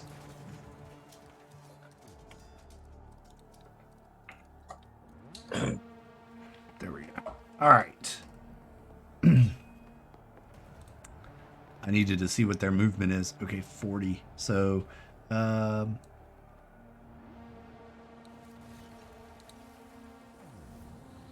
they're pretty big creatures. So, 10, 20, 30, 40. You hear the thudding of the 30, 40 of the footsteps of giants behind you. Sounds like your retreat is getting cut off. You're now being attacked on the wyvern, and it looks like Resmir and his guards are moving to. Oh wait, both of them didn't move this turn. Only Hulda moved this round. Wigloff goes way later. Not that it really matters, but Resmir and the Drakes are preparing, it looks like, to cut across and cut off the staircase upwards. So the staircase is at ground level? Yes. Okay. And you don't have much height to go up. You only have about 10. If you're at 40 feet, you only have about 10, maybe 15 feet to the bottom of this overhang. One more quick question. Does Sure. it look like the wyverns could fit into the stairway entrance? Maybe it'd be tight. It would take a very, very good animal handling roll. Think Luke Skywalker squeezing a tie, into the Death Star kind of maneuver. Yeah, I don't love those odds. There is room right now, currently, to bail out and go up and over the ledge, if you wanted to. Here, I'll draw the ledge on so you guys can see kind of where it is. Didn't Garrow used to shoot womp rats out of his T-38 back home? Yeah, all the time. They weren't much bigger than 3 meters. That's kind of the wall line of the upper courtyard. Okay, so how high is the I know we're the ceiling of area we're in is like 10 feet above us or so. Mm-hmm. Is that basically also the floor of the level above? No, you would guess it because this whole place is made out of very, very thick ice. It's probably a good 5 or 10 foot thick ice. Okay, so it is though not too much farther above. Yeah, and then there's a wall that you saw, up on the upper courtyard as well. That's probably another 20 foot. So you would need to go out, up 30, and back down 30. What's the movement on these guys? I think they're 80 feet on those guys. Yeah, 80 feet. Hey, I guessed something right. So, Resmir went, Hulda went. That means that, Garrow, it's your turn. Things are looking a little bit bad out here, Teo. A You think little we should bit go- bat out here. I get it. Do you think we should go for the staircase? Things are getting a little batty. Or just fly up one level. looks like. So you said There's an upper courtyard above us, you said. Correct. there's this wall thing here is about 20 feet tall. Yeah, above the ice floor. So that's the Okay. edge, right? And then there's about a 20-foot wall above that.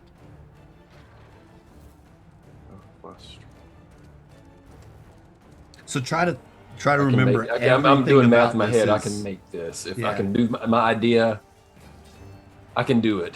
When you're thinking about distance and heights and all that, remember that this castle is scaled to the size of giants. So Yeah. a giant stands Yeah. 18 to 24 foot tall. So all of the walls are going to be taller than that. Okay. You know, Yeah. so just kind of keep that in mind. Everything And I is look giant across the size. way at Owen, the other dragon rider, to see if he has any gestures he wants to give me before I make my move.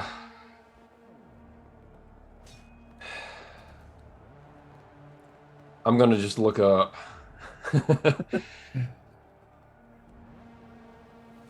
All right. Because yeah, we're dealing with a vampire. Kind of And got our hands full right now. I've got a plan that is probably horrible, but I'm gonna do it anyway. Yeah, the thing is, I mean, looking up, we'd have to move 80. Well, if we dash on the wyvern, we can make it. Because the wyvern have 160 feet of movement. So With a dash. Carol will kick the spurs and have this wyvern fly out beyond the overhang and then straight up, which will be about 90 feet in the air. So that gives me a total elevation of 130 feet up in the air. Yes. Hold And on. that's what- Theo, we're going Hold on, ballistic. Theo. Yeah, I think flying up is probably better than getting stuck in some staircase we don't know about, but we'll have to find a place to land at some point. Garrow thinks to himself and says to Teo as I end my turn. All right. Dinar, you just got So- bit by a vampire. Somehow it managed to pierce its fangs through your scales and find some juicy flesh. It pulls back its face and is dripping with your own blood, and it smiles. So first things first, Jadar is going to inhale deeply, take a moment to gather his mental strength, and lash out, forcing his hand forward and attempting to use telekinesis to shove the vampire off of his mount. Smart. So strength check. save for the vampire. Strength save. He was so involved in his revelry. He rolled a 9. so he's so Well, involved that in his fails revelry. my DC, so I shove him 5 feet off of this wyvern, and hopefully he cannot reaction to bat form in the air and falls. Well, because he just changed back into vampire, he can only do that once per turn. So, Okay. yeah, he's So- gonna fall the 40 feet, and that's So gonna that's, be I think, 46. 4d6 fall damage. Do you want to roll that, or can I? You can roll it. It's faster probably for you to roll it. 13 bludgeoning damage. So 13 bludgeoning damage. He hits the ground with a thud and a crack. You imagine next turn he's probably going to turn into a bat again and come at you. But Yeah, so I'm going to take this turn. I realize we need all of the defenses we can get. So I'm going to set up, I'm going to activate my channel divinity, call out once again for aid, and use the platinum skills. So I'm going to set up a 30-foot radius area where I can grant temporary hit points. I am then going to, talking is a free action, right? yeah. I'm going to. I was sitting relatively close to Tail for a little bit, so I'm going to remind him that if he's sitting on a wyvern and doesn't need to move, it might benefit him to take a moment and aim steadily at his target. Then I'm Yeah. going to end my turn and roll temporary hit points. Aim true, Teo! Aim true! And I'll get 10, which That's thankfully. how it would come out. Yes. Yeah. Teo, I moved our wyvern over to where I said I would. I forgot last turn. Just FYI. And that's all you were going to do, Dinar? Yeah, that is action, bonus action. I'm not going to move off this wyvern. So since you did that, I'm actually going to tell you what my plan was, and it was a ridiculous plan, but I didn't want to let go of the reins in the air. That's what I thought. So I was going to fly and land on top of the wall, on the edge of the wall, and try to use Eldritch Blast to push him off. All right. Oh, I moved the wrong one. This guy. Doesn't matter. The next one goes. That guard drake goes. This guard drake goes. And sure enough, just like you guessed, they are moving to block the staircase. Damn it! I knew we should have gone to that staircase. Skipping the ogres as they're simply just moving Yeah. right now. So remind me when Owen's turn is. Okay, he's right after Teo. So, Okay. all right, Teo, it's your turn now. You guys can now see that there are two stone giants standing basically 15 feet away from you, and they don't look happy that you're there. Sorry, they're 130 feet below us too. Yeah, Yeah. they're down below you, but you can, as you came out, you could see them as you went up, Oh, I can smell them too. and you can smell them as well. Yes. Teo is going, So, let's see here. Target of opportunity. Looking for anything to take a pot shot at. You can probably hit one of those giants. Yeah, you could probably hit one of the giants. Your crossbow has what? Long range is what, like 600 on that thing? Yeah, because this is that improved longbow Improved range. Yeah. Yeah, so even I think longbow was 150 for short range. Yeah. Yes. So I might even be able to be within short range of these. I'd say probably. I'm not really good at my triangle math, but Yeah, longbow is 150/600. So yeah, they're in your range. Yeah, so I guess I'll take a shot at this guy. Oh, it The one that Hulda. was- Okay. Hulda, the stone giant. And All right. aiming true, is that a thing? Yes. You have a Steady class aim. feature called Steady Aim, which lets you, at the cost of your movement, which doesn't matter since you're on a mount, get advantage on your attack, and that lets you use sneak attack as well. So that sounds like something I should probably do. Yes. Crossing fingers. Does a 21 hit? A 21 does hit. That's a very respectable 30 points of damage. As a reaction, you see the giant, however, reach out as a reaction, and he misses the arrow, and it does catch him. It does catch him. Yeah. As he tried to catch your arrow, he missed it by just a little bit, and your arrow hits him squarely, doing a total of 30 damage. Is that what I'm reading there? Seems like it, yeah. nice Yeah, shot, that's Wow. a fantastic roll. That's You what know, it was Holy like. crap! Hey Teo, if I can keep us out of range, you can get those giants down yourself. Let's not get cocky, kid. Holy crap! Holy! All right, man. Rogues, pretty good. Yeah, nice rolls on that. By the way, I've got a new strategy now. It's all about Teo. You rolled a 6, a 1, and a 4. And max an damage on 8 the weapon. plus 5 damage. So you max damaged on your weapon damage. That was nice. Nice rolls. All right. Anything else Teo's gonna do? Steady aim, fired. Yeah, no, I think I'm gonna just try to be as helpful as I can. All right. Oh, and it's your turn. As they're doing this thing, I'm yelling to Dinar, down to the vampire or up with them. I was going to say up. Okay. I'm doing the same thing, out and up to join them. All right. Dash.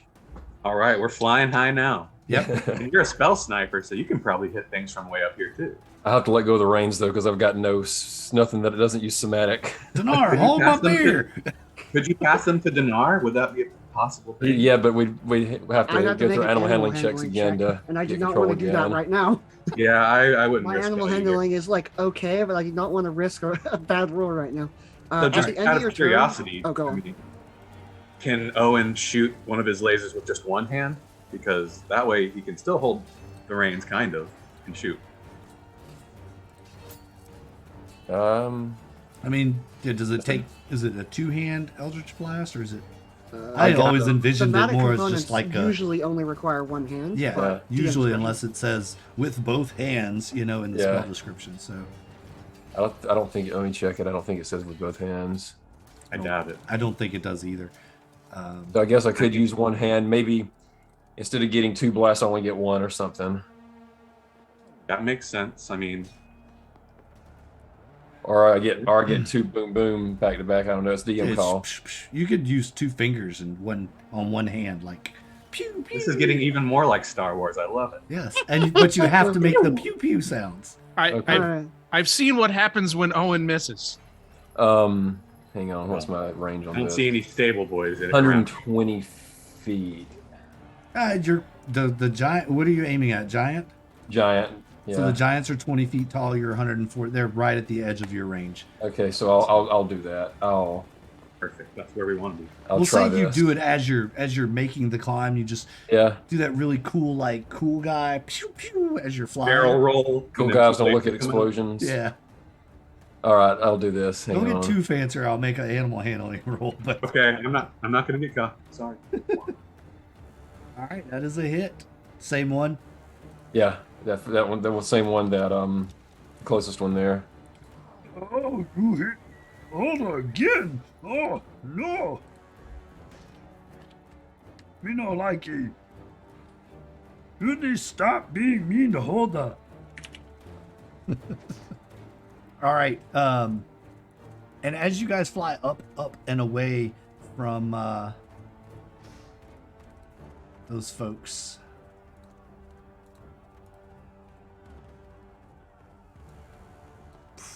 to the upper courtyard you go. Now that everyone's in range, I'm going to use crap, that's huge. I'm going to use the Platinum Scales Channel Divinity and give the temporary hit points to everyone. So, that one was for Owen. This is for Garrow. This is for Teo. This is for the Wyvern we're riding, and this is for the Wyvern we are not riding. Awesome. All right. So now you can see this. You're up above the clouds. You can see the entirety of this from your vantage point. You see a line of ogres, about a dozen of them, it looks like, standing watch in this courtyard, eyeing the staircase. There's also a room. The door flings open over here in this room. And out come pouring tons of kobolds. Fork. Room over here. Yes. Okay. So we're somewhere in this area. No, y'all are right here. Oh, We're right where we are, I think. Okay, We're okay, I see it. Yep. flying up around the edge of this. You're flying up elevator. over this switching wall. maps, Yes, yes, got yes. rid of all the initiative stuff again. I still have it. It only cleared it on I don't know. It's a bug, a new bug that Roll20 has put out. Sure, why not? It's a discovered feature. a new It's feature. the mystery turn order. It's turn order fog of war.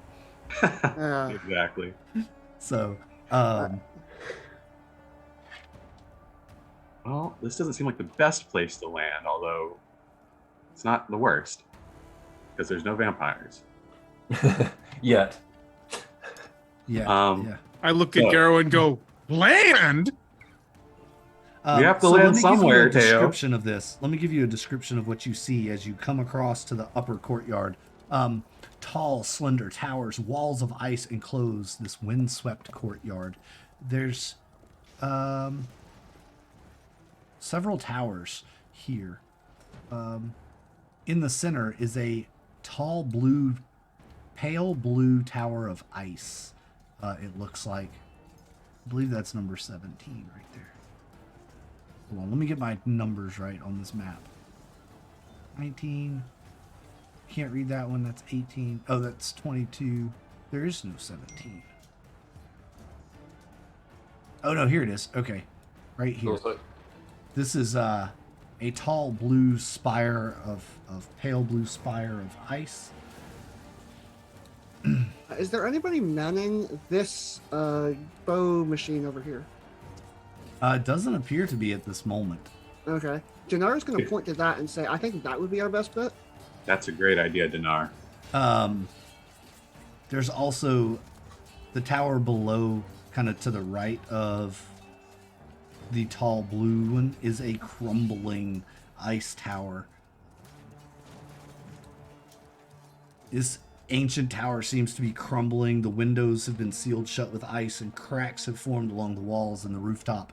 A balcony of sculpted ice hugs one side of the tower, 75 feet above the tower base. So you're getting on up there in altitude. Just keep that in mind. The tower closest to you here, upper courtyard. This tower of ice leads from the tower's ground to floor to a high chamber. Walls and ceiling gleam and glitter. Jewels are encrusted everywhere. You could see just glowing moonstones, thumb-sized emeralds, dozens of... Oh, you can't see that yet because you're not inside there. They give this whole description, but it's of inside and outside the tower. They don't separate it.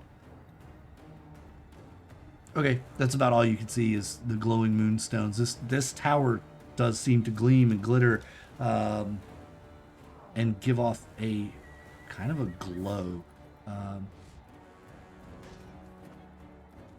What else? Tower 22. That's the top one back there. That you So don't it see seems anything. like this tower is the only way for anyone to get from the floor we were on up here. Mm-hmm. Yeah, no wonder they were probably heading for that or blocking it off. Yeah. Oh, and can you do one of those like dark voids of block off a path? Yeah. It might be worth using that to block off the entrance to this floor. I can do that from here. So I can block it. yeah, that doorway, is that what you're talking about? Because this appears to be the staircase that leads down to the first floor. Okay. So that's the one we were looking at originally. Yes. So you Okay. flew out. Yeah, you kind of flew out and over. Yeah, I would have to get closer, but yeah, I can. Yeah, I think that would be to our benefit because the creatures and adversaries we left on the bottom floor are going to come up after us. Here's another thought. I mean, as long as we can maintain maximum range on the wyverns and we have ranged attackers, we can kill anything down there with very little danger, except for the vampire. Yeah, and my concern is if they're able to get a ballista up and running, they can shoot us out of the sky. I don't think that ballista is close enough, but you're right. It's a possibility. Well, are we in turn order still, or what? Do you want us to do? Yeah, that was Owen. Then the giant was next. The one that hasn't gone yet. They are going to continue to go towards the door because they can't fly. The dragon wings can't get you from there. They're going to continue to run to the stairs.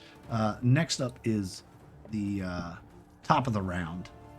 Wait. I'd say that it's Yeah. not a bad idea what you said about blocking off the stairs, but we could also wait until there's a group of them gathered and hit them with a spell. Either way, I need to get closer. Yeah.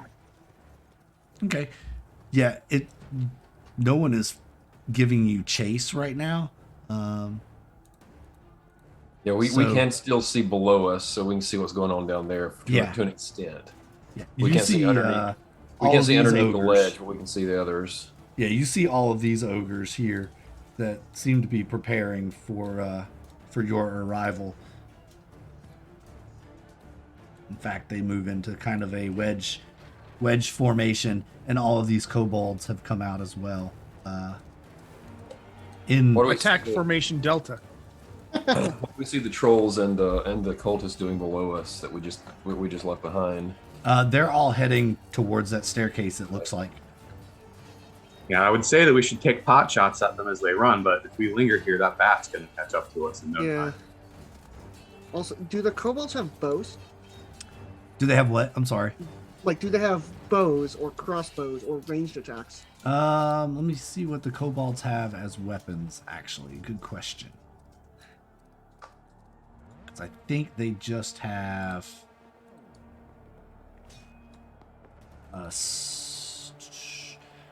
They have slings. It looks like. Yeah, unfortunately, Dinar does not know what the effective range of a sling is. Not far. Yeah. 60 maybe? Yeah, that would be a reasonable guess as somebody who does not know how weapons work at all. Is it Dinar's turn, or I think it's Garo's turn? It's Garo's turn, top. So, what is Garo Yeah, gonna do? so are we going to fight all these people, or are we going to try to carve our way over to that ballista tower over there? I think we should make for the ballista, and then me and Owen can leave magic effects behind to hopefully slow them down. But I think in order to kill this many ogres, we're going to need heavier firepower than what we have access to right now. Good thinking. Let's fly over to that ballista as fast as we can. Let's see. Do you think this ruler is accurate? That's going to take quite a few turns, but It looks like 5-foot squares based on the ruler Yep. too. And if you go that route, that's going to take you by these. It's going to take you by this tower, which you see has two ogres up there, and they both have javelins. well, I'm not too worried about javelins. I can stay out of range. You of don't that, see but any resistance this direction, then that's the direction I'm going to fly. and there's I'm gonna nothing fly. on top of this tower either. I can get right here based on my ruler. Using dash is Sure. my action. So, and Whoosh. There you go. that's it. So there's nothing on this tower, and there's nothing on that tower as of yet. How far up do we want to be? So let's see. We flew. Good question. I would say we're about 30 feet up, 40 feet up, based on this level's elevation, since it's higher than below. Okay. But I think that's a good point. I would want to stay high, so maybe I wouldn't move quite as far, so that we could arc up diagonally and maintain an elevation of 70 feet, if that's possible, in this area. That way we'll be out of range of most smaller ranged attack type things, non bows and crossbows at least. All right. So yeah, you're about level with the top of this tower now, the crumbling tower, and you can see there's nothing on top of it either. Might make for a closer landing zone, and it doesn't look like, from what you can tell, there's any way to get there from outside. Okay. I'll keep that in mind. All right. Dinar, I believe you're next. Yeah, so what I'm going to do, Dinar is going to start breathing out dragon fire, which wraps around his hands, and I'm going to ready a dragon fire spell that I'm going to cast once the wyvern moves. So I'm going to take the ready action and pass turn. Okay. And just the spell I'm going to ready is Moonbeam, or the Radiant Dragonfire. Right. And it has a range of 120, which I will be able to hit onto the stairs while the wyvern is in flight. Okay, so you're gonna hit this staircase? Yes, I am. Okay. All right. Do those stairs appear to be made of ice? They do indeed. everything here is made of ice. Everything. Wow. The walls, the floor, everything is ice. All right. They're moving up to the stairs, moving to the stairs, moving to the stairs. Okay, so this ogre and this ogre see you guys flying. Let's see, are they in? I don't think you're. Ooh, what is their range on that actually?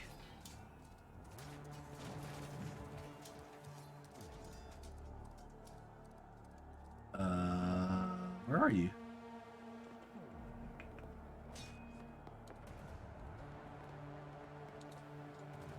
Let's see what their range is on that actually.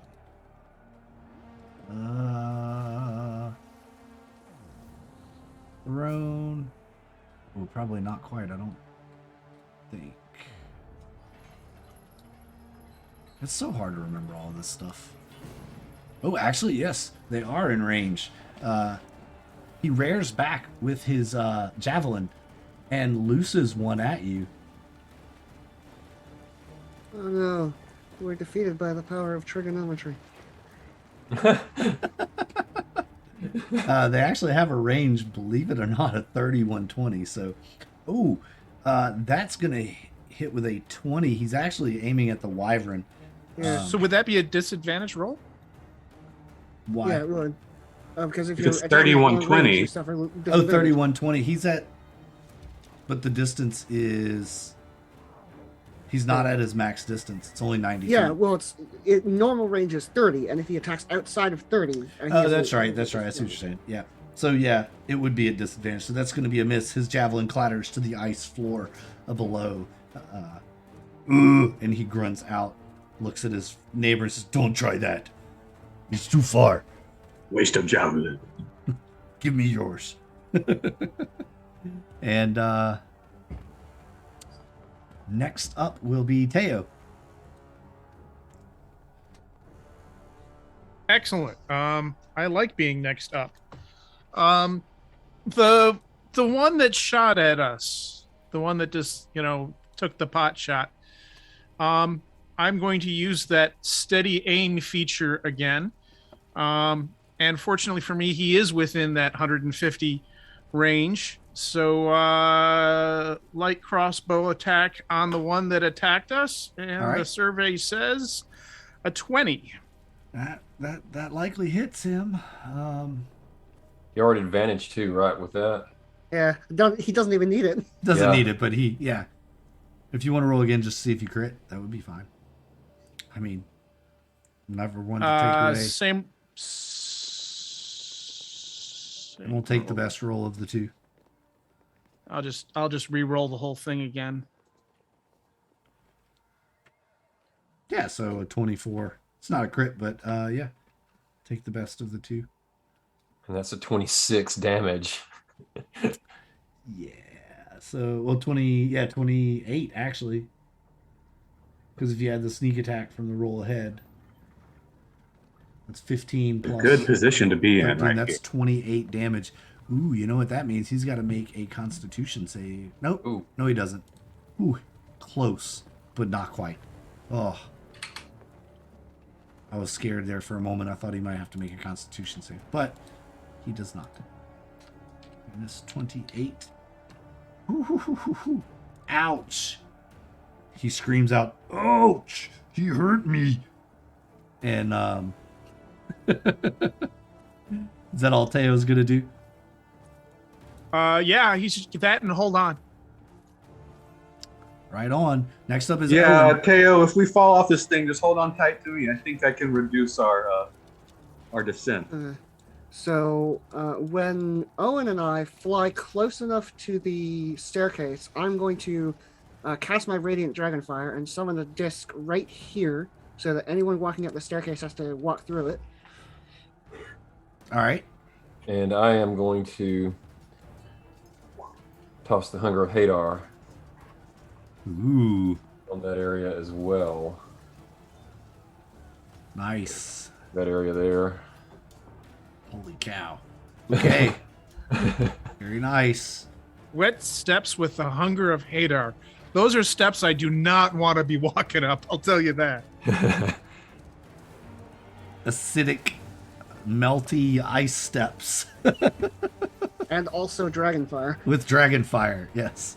For anyone who Alright. actually gets past all that. Oh, Dragonfire. Yeah, if anybody gets past that, they could kill you, right? You just gonna be okay with that? I wouldn't go that far. I'm just saying. Yeah, just hopefully this will be enough to slow them down. We have a great position here because we can take out a lot of these ogres. And the only thing that could possibly really come after us right now is that bat, as far as we know. Yes. So I don't mind staying here until we wipe out all of these ogres. And any magic user that has magic that's got range. Once we see them, of course, all focus turns to them. Yeah. Let me just look at something real quick. Just real quick. I need to check something.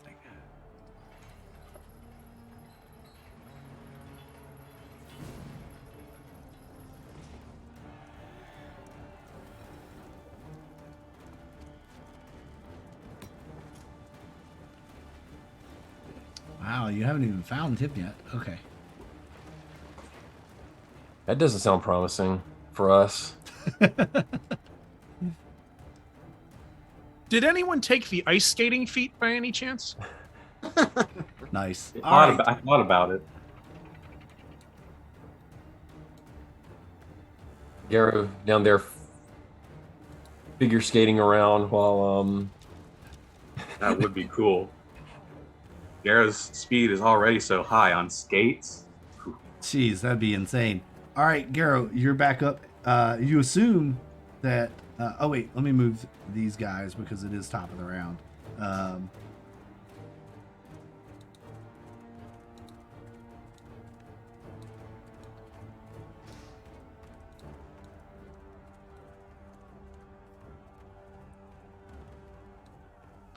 think that's about where they're gonna move.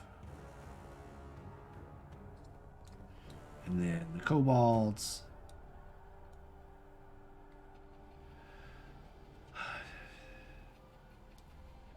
Not that way. What are you going that way for? What? All of a sudden, my mouse has just started doing crazy things. That is not what I wanted to do.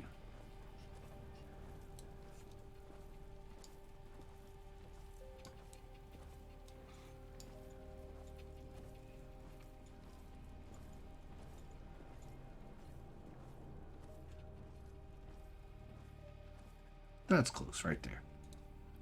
30 feet for the kobolds. Let's see. You hear the crack of ice. The ice door opening. Oh, hey, we got another. We got another. Thank you so much. Oh, it's Asimov with the raid with 14 viewers. Thank you. You're here just in time for the great battle at Skyreach Castle. So welcome. Hey, thanks for all those raid emojis. Thank you. We miss you all. Thanks. Make sure you join our Discord. Get the big announcement. Big announcement that just came out. Sorry, we're gonna stop the game for a second. Big announcement just came out. So make sure you go get in our Discord so you can see what that big announcement was. I'll give you a sneak hint. It has something to do with us now having a Patreon, but there's a lot more behind it. So go check us out in the Discord and say hello to everybody as you get there. Now, where were we? Oh yeah, I just moved to everybody. Welcome to the stream, y'all. Give us a follow, give us a sub if you would like, and enjoy what you see. So as you guys see the kobolds moving into place, you hear down below the shouting coming kind of from the staircase area.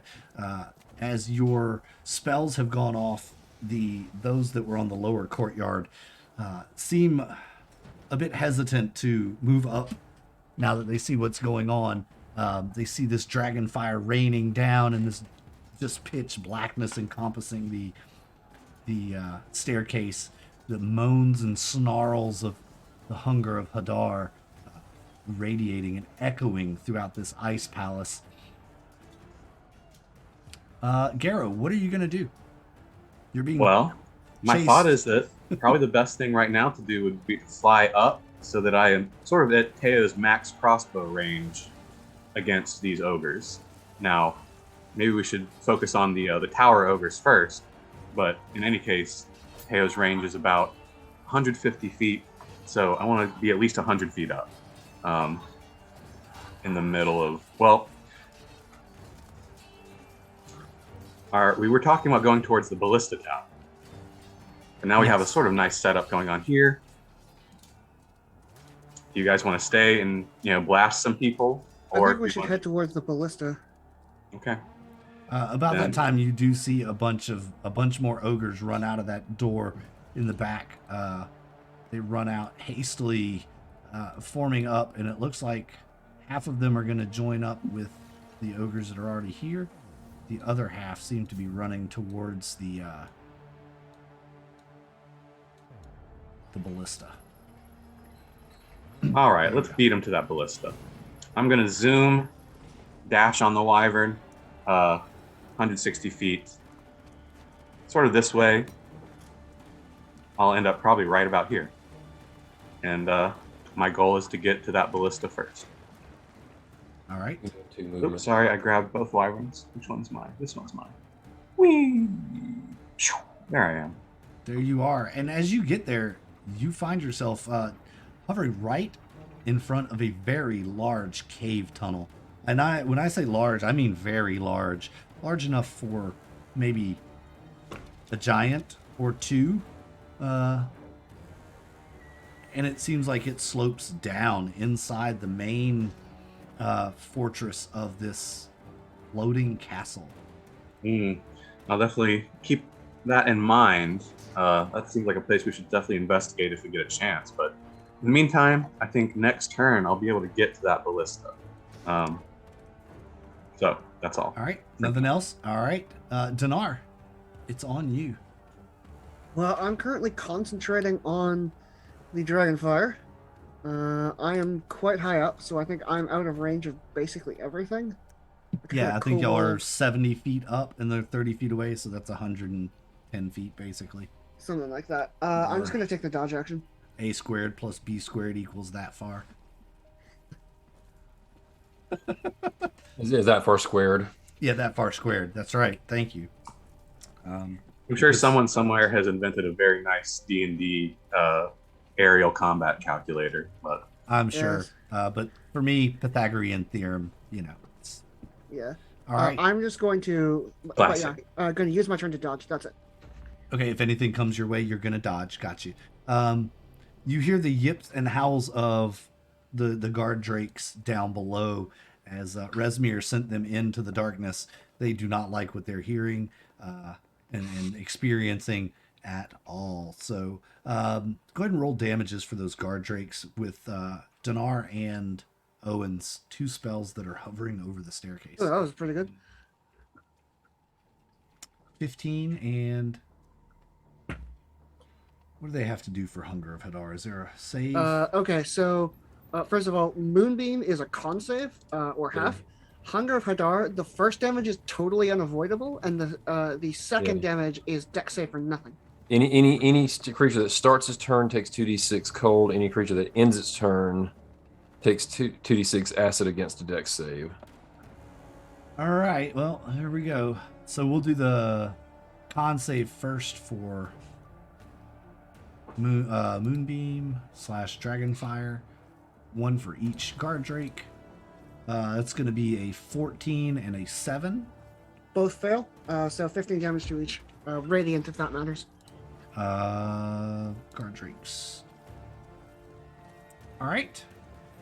15 damage to them. And then the other ones was Dex save. Dex save. Because they ended their turn there. They didn't start their turn there, Yes, right? they end their turn there this turn. So Yeah. that's going to be a 3 and a 4. God, these guys are rolling like utter crap. Who rolled this crap, man? All right, give me your damage. It's 6. 6. All right, for each of them. So that's a total of 21 damage for each of them. All right. All right. And also, No light, and it's difficult terrain. So Gotcha. It's wicked difficult terrain now. And is there a 2d6 at the end of their turn? That was the 2d6. that was the D6 end of the turn. There's one at the start of the turn. They start the turn there, and then there's one at the end of the turn there. Okay. The one that if they start their turn there, which way they will next turn, is unavoidable. Yeah. No saves. I just wish I could see the look on Rasmir's face right now. Yeah, this strategy of blocking off the stairs with zone seems to be working fairly well. Yep. I'm just working on getting these critters. As Teo looks out over a sea of ogres. Yes. We're walking a very narrow line here between life and death, but so far, so good. All right. Here we go. All right. 21 damage to both of those. Next up is the Gate Tower Ogres. And I need to add these ogres to the initiative round. And these kobolds to the initiative round. So I don't think either of those. The kobolds are fast and the ogres are slow. Yeah, the kobolds are very fast and the ogres are very slow. Let's sort these out real quick. We'll just leave the ogres down there. So the Gate Tower Ogres, you see them actually head through this door that's up here. It looks as though they are heading down. They're leaving the tower. They can't hit you from there, so they're leaving. Surprisingly Abandoning smart their for an post. ogre. Surprisingly smart, yes. Next up is Teo. Teo, you too see this amazing cavern, this cave tunnel that kind of goes inside this large ice palace.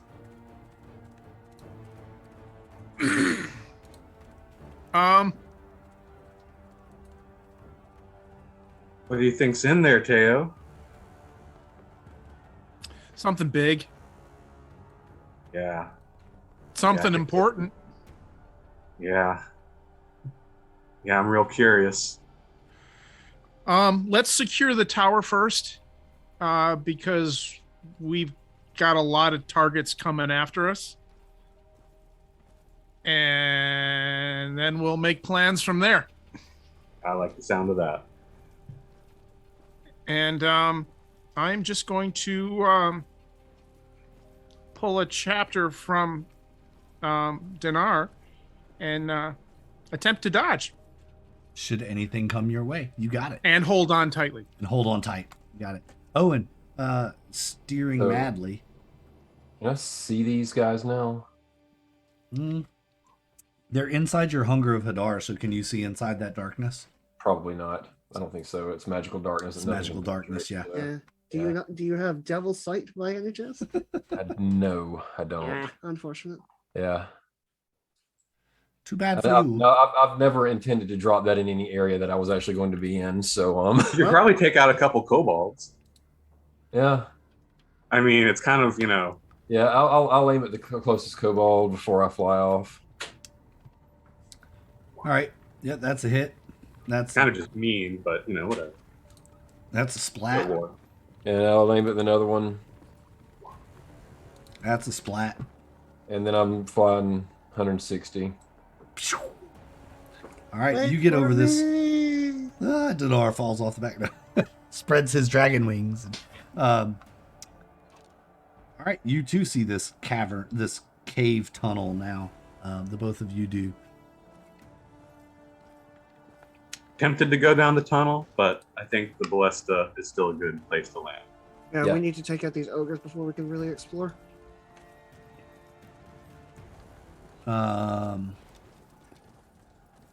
Still nothing from the giants down below. Any of you ever shot a ballista before? I look at Teo and be like, it can't be that hard than shooting a crossbow. It's basically just shooting a big crossbow. I was just about to say the same thing. Maybe you get sneak attack with it. You use steady aim carefully with your ballista. Well, if it's not too hard, maybe I can give it a try. I'm not so good with the whole range attacking thing. I look down at the crossbow and go, when was the last time you shot a crossbow that was 20 feet long? I'm gonna say never. There's a first time for everything, right? I mean, I never rode a wyvern until today. Yeah, perfect.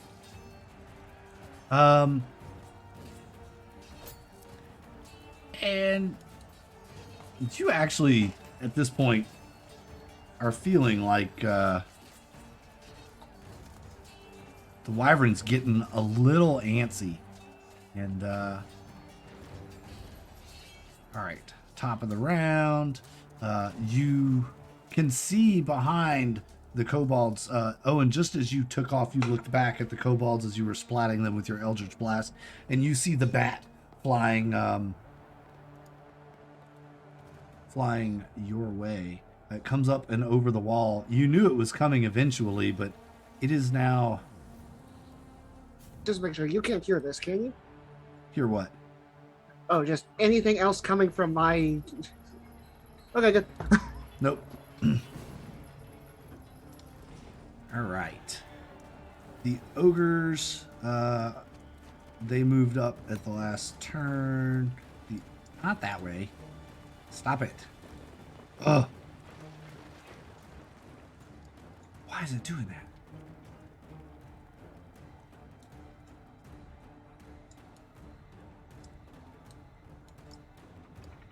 See, it's doing it again.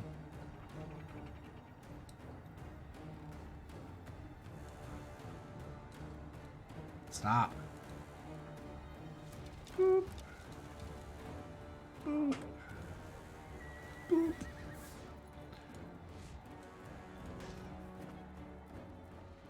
Boop. All right, there we go. They're not actually on the wall, but I think you get the gist. And they don't go just yet. The kobolds don't move just yet. All right. Vampire comes into view. Resmir. Kobolds. Now it's their turn. I imagine they just look around at the 160-foot dashing wyverns and the ogres who have much longer legs than them, and are like, drat. Can we go back to our orders now? Do you need us? Right? And you see the ogres are kind of like, go, go, pushing the kobolds out front, of course. As they are the cannon fodder, if you will. Yeah, they're All right. about to be. Hulda doesn't go. All right, Garrow, it's your turn. Get through Zooming this to the combat. tower. Zooming I can to tell the my tower. wyvern's getting antsy, so I'm ready to land and maybe feel the ground beneath my feet again. So, oops. I want to grab both wyverns. Just one, please. Thank you. All right. Sorry. I'm just going to drag me, my wyvern, and Teo, you can come along too. All right. So we get to the tower top, and I land my wyvern. All right, you land your wyvern on the tower top. This is Tower 22. Tower 22, where are you? All right. I believe that's car 54. Yes. This 70-foot tall tower has a parapet roof. The two, you can't see those. No windows. I'm sorry. That really got two. You can't see those. No windows. Are there stairs? Yes, it appears that there are stairs leading down inside to this tower. Perfect. What ogres on the roof? There's no ogres on the roof. No, we looked and didn't see any ogres. Yep, They must be on a coffee break. they must have been. So yeah, there is actually a hatch that leads to stairs that you can go down. Does this ballista seem like it could be repositioned to shoot into the courtyard? It does. It would take you probably, the two of you, it would take you a couple of turns, 2 turns, to reposition it, then a turn to load it, and then you could fire it the next turn. So you wouldn't get to actually attack with it until the beginning of the 4th turn from now. Right, that's a tough prospect, but then again, once we get it in position, it could be really useful. Could be. There is Yeah, a it's box of javelins. You know, a crate of javelins up there next to it. So that's like the ammunition, essentially. Yeah. Does it look like a javelin shot from this ballista could take an ogre out in a single hit? Maybe. Hard to say. It's hard to say. But It just in really any case- depends on the hit. Yeah, I guess I use my whole turn to fly and dash. So maybe next turn I can start repositioning the ballista, unless you say I can now. Well, you didn't do anything. You just flew the wyvern, so you still Sure. have your movement. Okay. So I'll dismount and start trying to pull that ballista so it points into the courtyard. Yeah. I mean, if you got a critical hit with these, like a really solid hit, you could probably kill one of these ogres with a ballista hit. But it would have to be a really good hit. Might I try like an athletics roll to drag this ballista into position?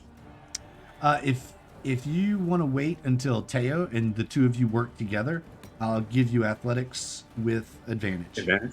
Great. So I'll just get in position and hold my action to wait for Teo's help. Okay. And if you want to look up the ballista in the compendium, the damage, attacks, and all of that are there. Be easier than me So trying they to. are.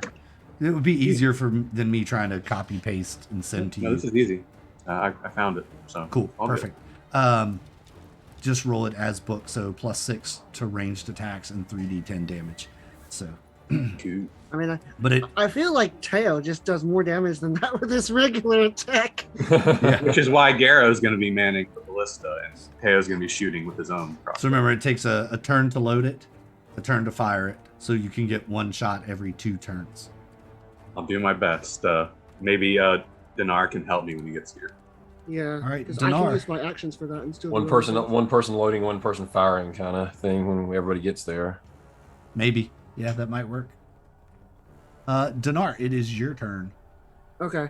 I'm going to ready a help action so that as soon as I get to this, I'm going to help Garrow with moving it so that Teo can use his turn taking a shot.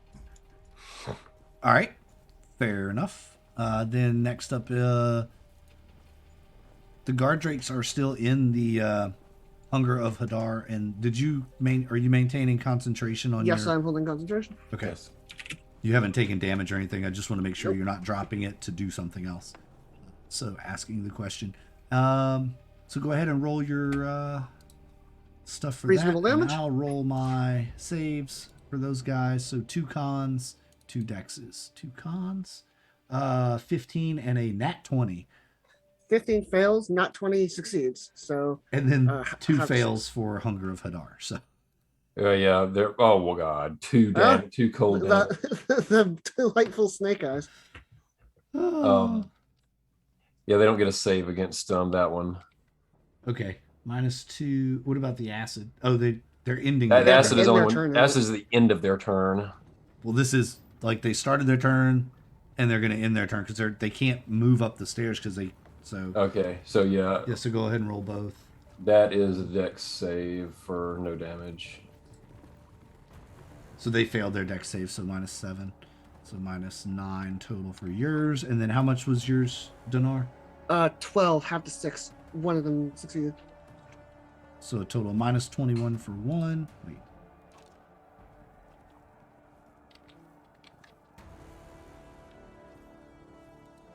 -21 for one. Doesn't drop him to -21. It is -21 hit points. And then -15 for the other. All right, cool. Guard Drake. All right, the ogres over here.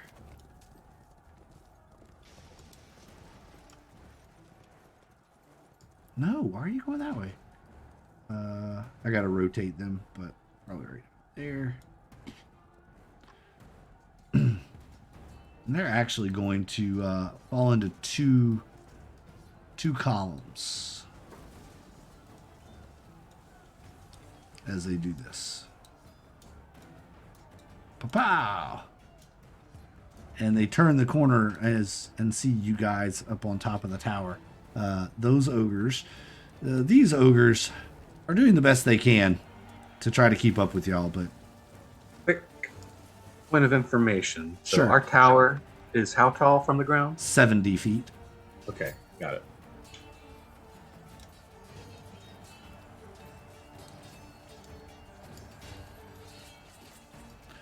I don't know where you keep doing that. All right, gate tower ogres. You can't see them, but they're gonna move to the floor. All right, Teo, you're up. All right, so I'm gonna try a steady aim shot at the bat, which is a long range shot.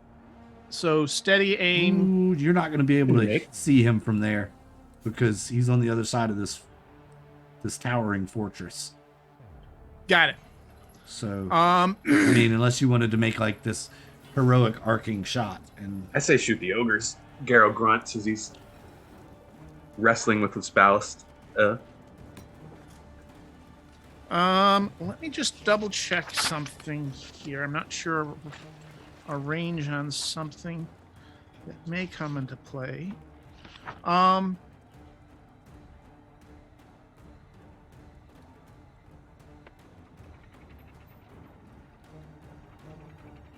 I am just gonna do a steady aim shot with my light crossbow at this ogre here. all right,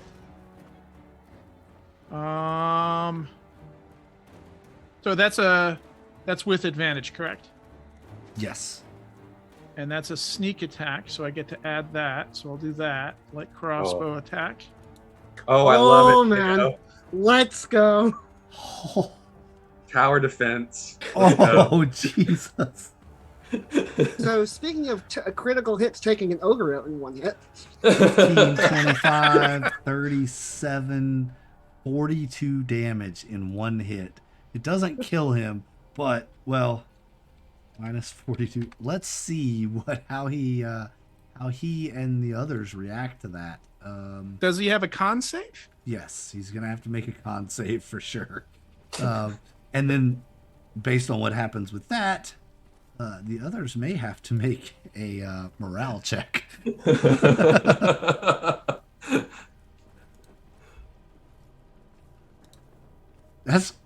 Did it roll? Oh, there it is. Yep. Okay. So he makes his con save. Miraculously. Employee of the month over here. He looks at you and grunts, "Oh, bring it, little man." And Okay. ooh. All right. Anything else, Teo? I think you took steady aim and Yeah, I it took should be- steady aim and all the rest of that kind of stuff, and I'm just going to try to. All right. Owen, it's your turn then. Keep that Flying crossbow from land. hitting. Flying I'm gonna around. So here, Dinar's readied action triggers. I'm going to take the help action and help Garrow move this ballista. All right. Can I roll the athletics check? Yep. Go ahead and roll. Here we go. Athlete. That was just 19. 19. You get it rolling. All right, cool. So we So- should be able to get it in position soon. Yep. So the end of next turn, or end of next round, I mean. So this round and one more, you'll have it positioned. Okay. So So I'm going to jump down. Going to take aim at whichever ogre looks injured. yeah, he's Down here? shaking his fist at you. You can see it's this guy right here. And I'm going to miss him. But I'm going to try again. Actually, does that miss? That hits. Really? A 13 Ooh. hits the ogre. Yes. But it The- does an 11 hit. The 11 hits the ogre. Wow, they both hit. They both Okay. hit. Wow. For 24 damage. And down that ogre goes. You blast him into ogre bits. Nice shot, both of you guys. As Garrow's continuing to lug this big ballista. Yes. Nothing from the giants down below. The dragon wings. All right.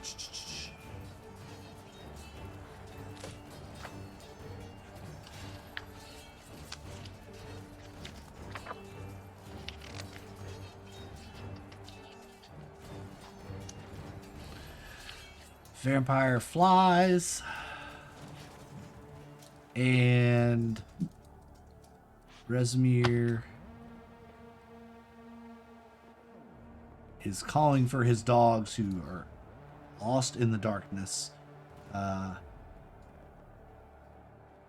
kobolds, I'll move them in a minute for the speed of things. Garrow, it'll be your turn. I'm going to just be over here moving some kobolds. All right. Oh, and the ogres. I have to move them too. My Garrow's turn is pretty simple. Just going to continue positioning the ballista. And I guess I'll hold so that I can get Dinar's help. Right? I guess that's how it would work. Yeah, my turn is right after yours, so why don't you just do it now, and I'll say that the thing I do on my turn is take the help action. Sure. Here we go. Athlete. Yeah. Oh, yeah. Yeah, Dinar's going to call out, fantastically done. Rolled 3 times, but yeah, the first one was awesome. Cool. And Garrow, with a heave, gets the ballista into position so it can take a shot at these advancing ogres. Right on. Go ahead and roll your damages for the guard drakes, please, that are stuck in Moonbeam and Hunger of Hadar. Oh, that was a nice roll. Saves 9 and a are 16 and 12 for the And then I got one. Constitution. Are they ending their turn there too? Yeah. 16 passes just barely, 12 Okay, fails, so three if they fail their dex save.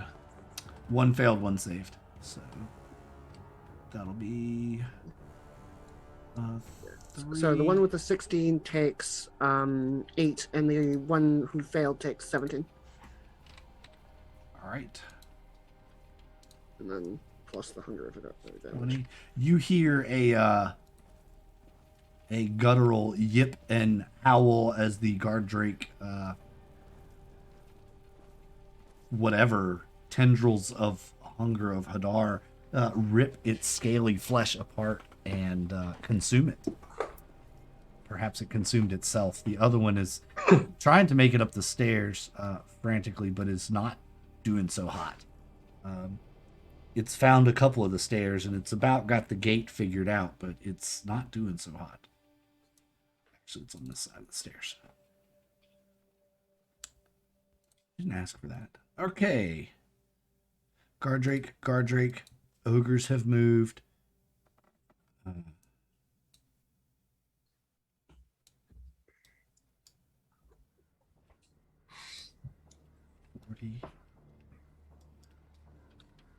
20. All right.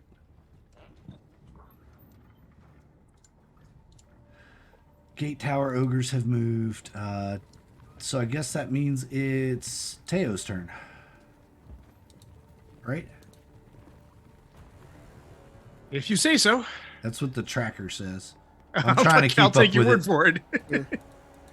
All right, Taya, let's see how good you are with that crossbow. You've been doing incredibly well so far. They're hoping to do a special. Yeah, same thing. This time here. Okay. Let's see. Just double checking to make sure everything is set the way it should be. 25s? 25s. That Beautiful. hits for a total of 27 damage. 27? Yeah. That was your smallest hit so far today. I think so. No, that's second smallest. His 20. No, that's 27. Yeah, his other one was 28. So yeah. Nice damage. I'm Do not me a mad at favor after that. Make me a dex save.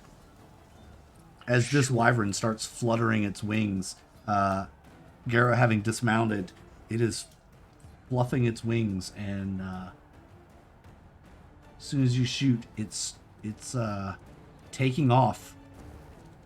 So that's going to be a 15. Okay, I will give you the save as you feel it start to take off underneath you. It flies its standard movement. 80. Mr. Scales, no.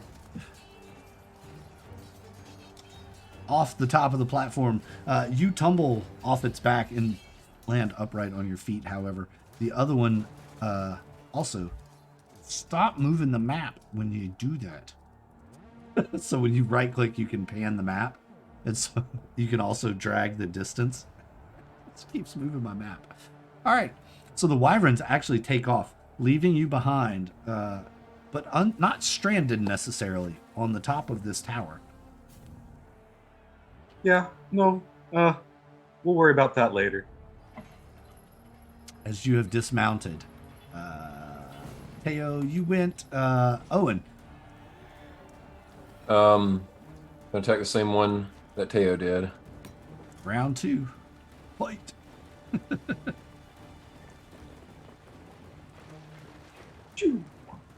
Jeez, pow, pow. 621 damage to him. Oh, he's not looking so hot. I rolled a minimum and maximum on those two. Yeah, right? He's not Well, looking you so know. hot. Average is it? He's still up, but not looking so hot. Right. That giant doesn't do anything. Those guys don't do anything. The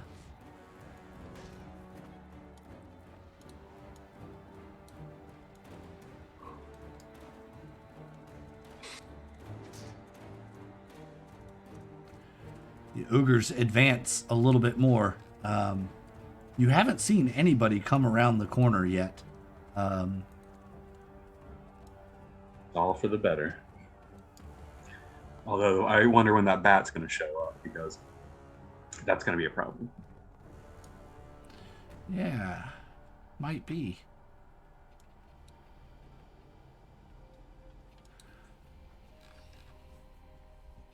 Boop boop. So I guess next up's gonna be Garo. It's your turn. All right. Well, I want to load a javelin into the ballista, and then I want Dinar to fire it, I guess. All right. And- You load or- one in. Unless Dinar would prefer not to. I mean, I'll certainly fire a ballista. All right. That's Well, just- I've got it ready for you, bud. Okay. I think does it take an action to aim it? No. How did that read? One action to load the weapon, one action to aim it, one action to fire it. But we already spent several actions aiming it. Yeah, you got it aimed. Because Okay. you had to move it, and then once you got it in position, it's aimed. Now an action Yeah. to load it, and if you're aiming it, it's pretty much the same spot, right? So Yeah, I mean, these ogres are all in the line of fire, so let loose, bud.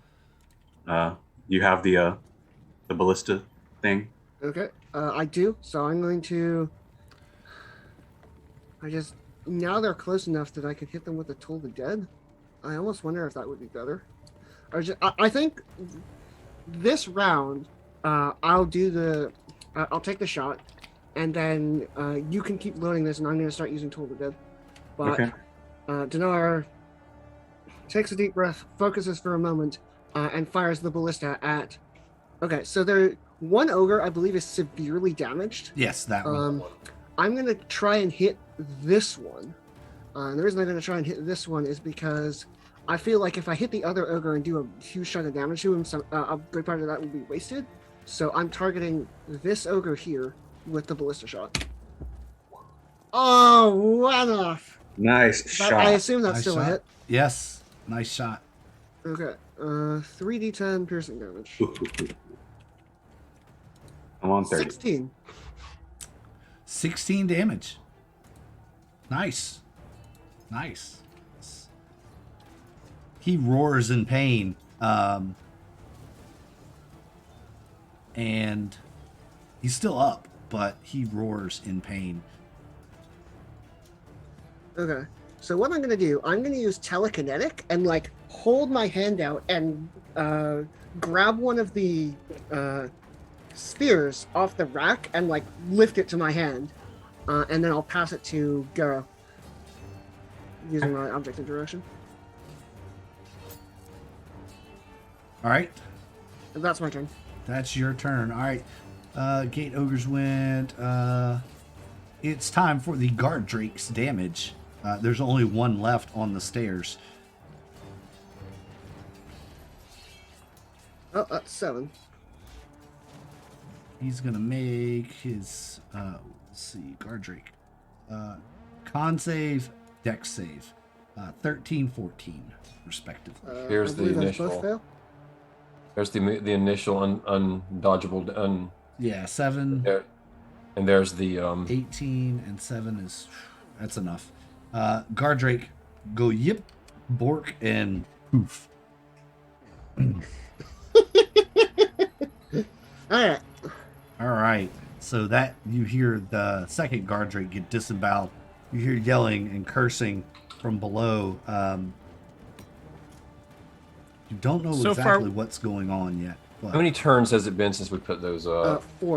4? I've been Okay, counting. so we got like 6 more. Yes. yeah. Yeah. All right.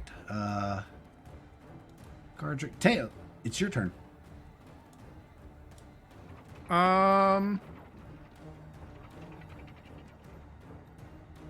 That's still hidden. I've had some luck doing what I've been doing, so I'm just gonna keep doing what I've been doing. And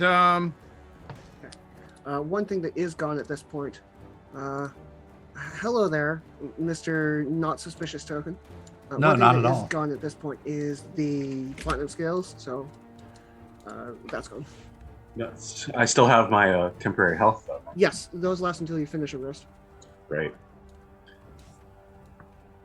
so I'm gonna aim at this guy and cross my fingers. 21. It looks like Thanos. 21 hits. I don't know what you're talking about. Your crossbow does the same damage as a max ballista bolt. I don't know what you're talking Sneak about. attack, good skill. I love it. I mean, see, AO just knows where to aim. Yeah, it's like, which is the stronger bolt? The giant one that the ogres see coming a mile away, or the small one they don't Which one notice did until you it's hit? in I'm the sorry, I bug. was looking at something else. Same one you hit last turn? Oh, that one? Okay, so 30 damage. Jesus Christ. God. Why did I give you that bow? I mean, at this point, it's we This could is just use what a normal happens crossbow when- guest as well. When you get the high ground, I've Yeah. done a campaign where we got an airship and we just To Could be not be. fair, To be fair. the damage, the base damage on the light crossbow bolt is only 8. Yeah. Right. It's So neat, but it everything else on this is all bonus and add-on, and what you can do with the crossbow bolt. Class So- skills and yeah.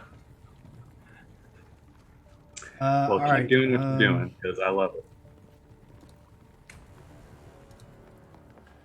That looked like it did some extra damage to him, and those around him, they stop in their tracks and even back up just a little bit,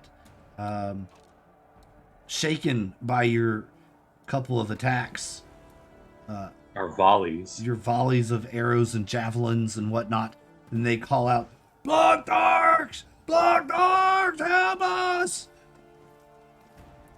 Oh boy, that's the name of the leader of this place, I think.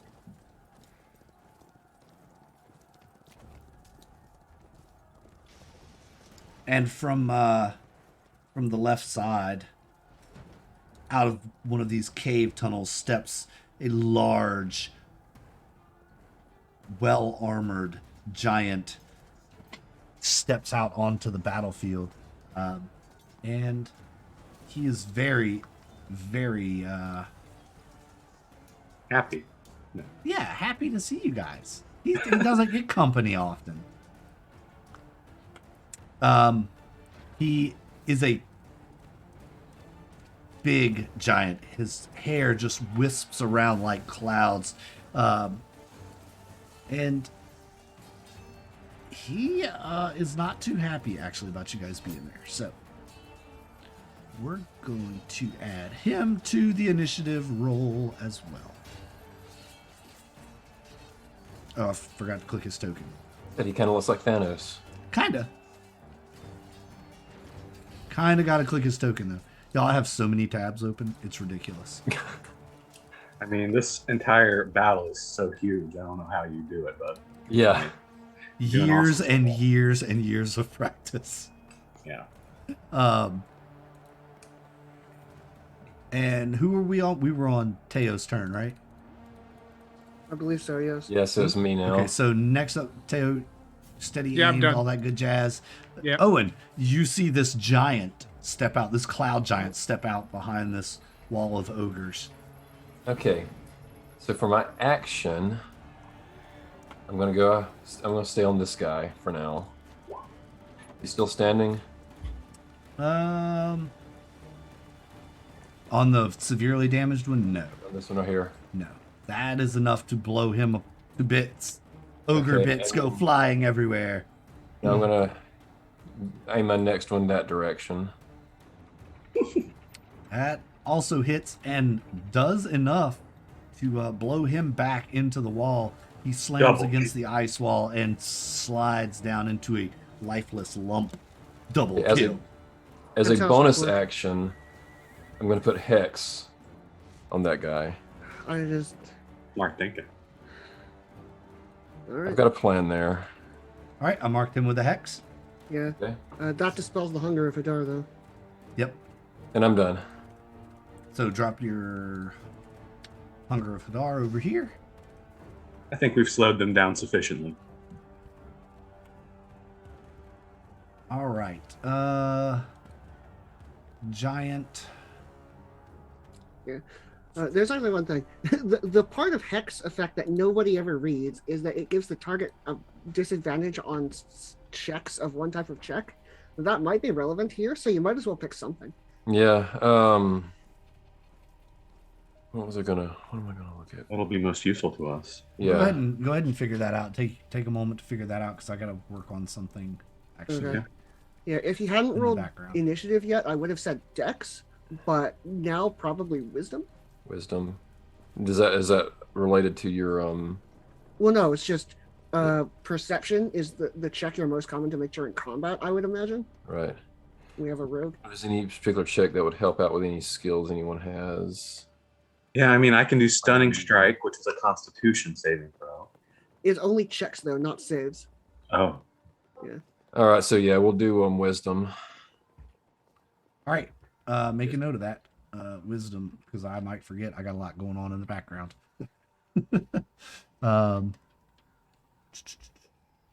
Help me remember, please. All right. So about that time, the Hunger of Hadar drops, and you hear a cheer from down below, and the crunching and slamming of boots on the ice stairs. Go ahead, and these guys are entering into the moonbeam this turn. So, what do I need to do? for Not a that? great roll, but that's 6 damage, save for half. All right, let's make their con saves. Dragon Wings, where are you? I know I have your character sheet somewhere. There you are. 1, 2, 3, 4. So, My DC is 16, so anything so over that. 14, 9, and 11 fail. Yeah. And you did 6 damage to these guys. All right. This is an epic battle, y'all. This is awesome. I can honestly say I've never taken on 80 some odd opponents in a go. well, this is how you I do mean, it. we're taking them really well. We're controlling them. We're slowing them down. None of them have actually gotten up to us yet. Yeah. And now it is Blagtharakis, however the heck you say this giant's name. It is his turn. Because Blagathicus. Yes, I believe. And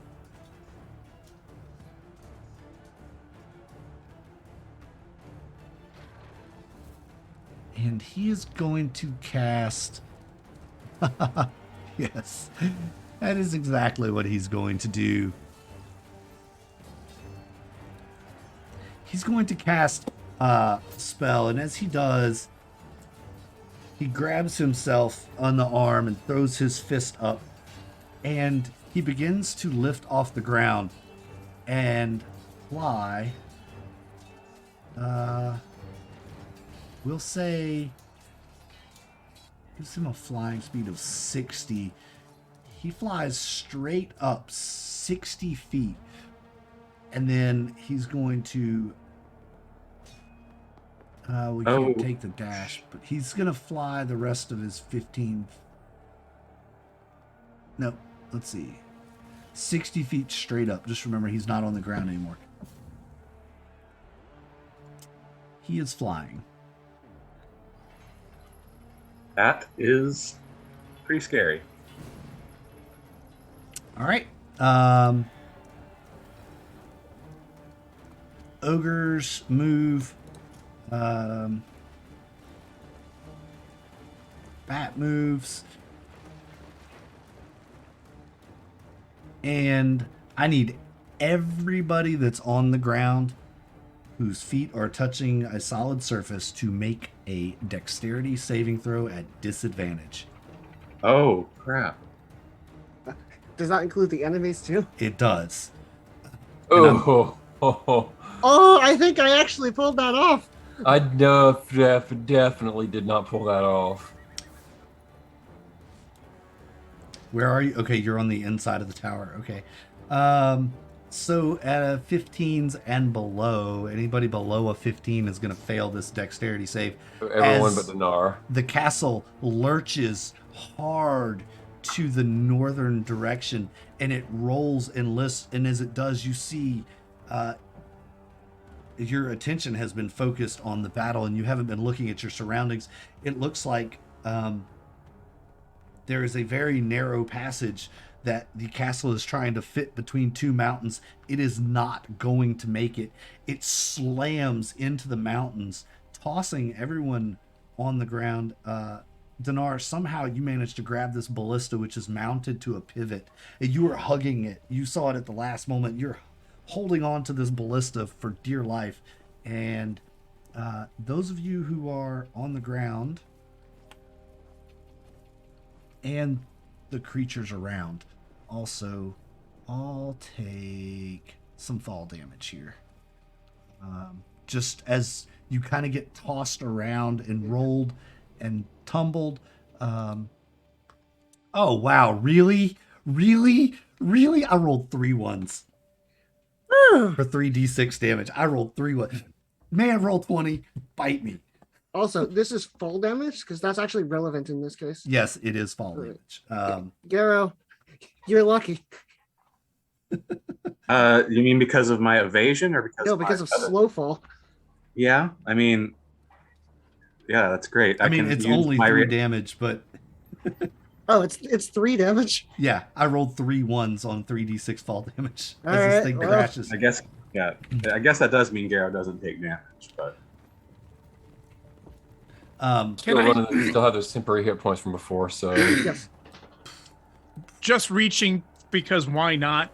Can I uncanny dodge this? It's a reaction, right? Yeah. is it a? Can I see the thing that casts this spell? No, That it's not a attack me? spell. It's not an attack. The You castle saw the itself, mountain. the castle itself lurched and spun and crashed into a mountain. So I can see what caused the. The castle is what caused it. It's the mountain that caused you crashed. Okay. I- It's worth a shot. I've taken a log shot. Yeah. 3 points, right? It's just 3 damage. Exactly. And you also have evasion, so you have it to 1. Oh, that's true. I do have evasion. Yes. However, there are some secondary effects. As you've crashed into this ice-capped mountain, it has broken free a large chunk of ice that is now falling off the top of the mountain directly towards the castle. Ah, It looks Mr. like it's Scale, probably come going to back. land in the next round. You're not sure exactly where it's going to land, but next round it will land as it's tumbling down the top of this mountain. And snow is starting to pile up behind it as it looks as though an avalanche has begun to form. From looking at the one mountain, and you look to the other and see an avalanche there as well. This castle could very well be buried in snow within the next 2 rounds. we might need to go into that trap door. Okay. Is it Denar's turn, possibly? It would be Garrow and then Dinar, right? Yes. Okay. All right. Seeing the impending avalanche, Garrow is going to rush to that trap door and try to open it. Or if that's correct in what I see. Yeah, there's a Okay. trap door at the top. Yep. You pull on it and it is locked. So you can make me a strength. I'm sure you're going to Okay. just blow it away, but go ahead and make me a strength. I'll give it a try. Oh no. Come on, Garrow. That's not supposed to be disadvantaged, so it's 19. 19. Yeah, you rip the hatch just clean off the latch, and there is a ladder down into the inside of this tower. Folks, I think we should take cover. And Garrow's just going to jump down.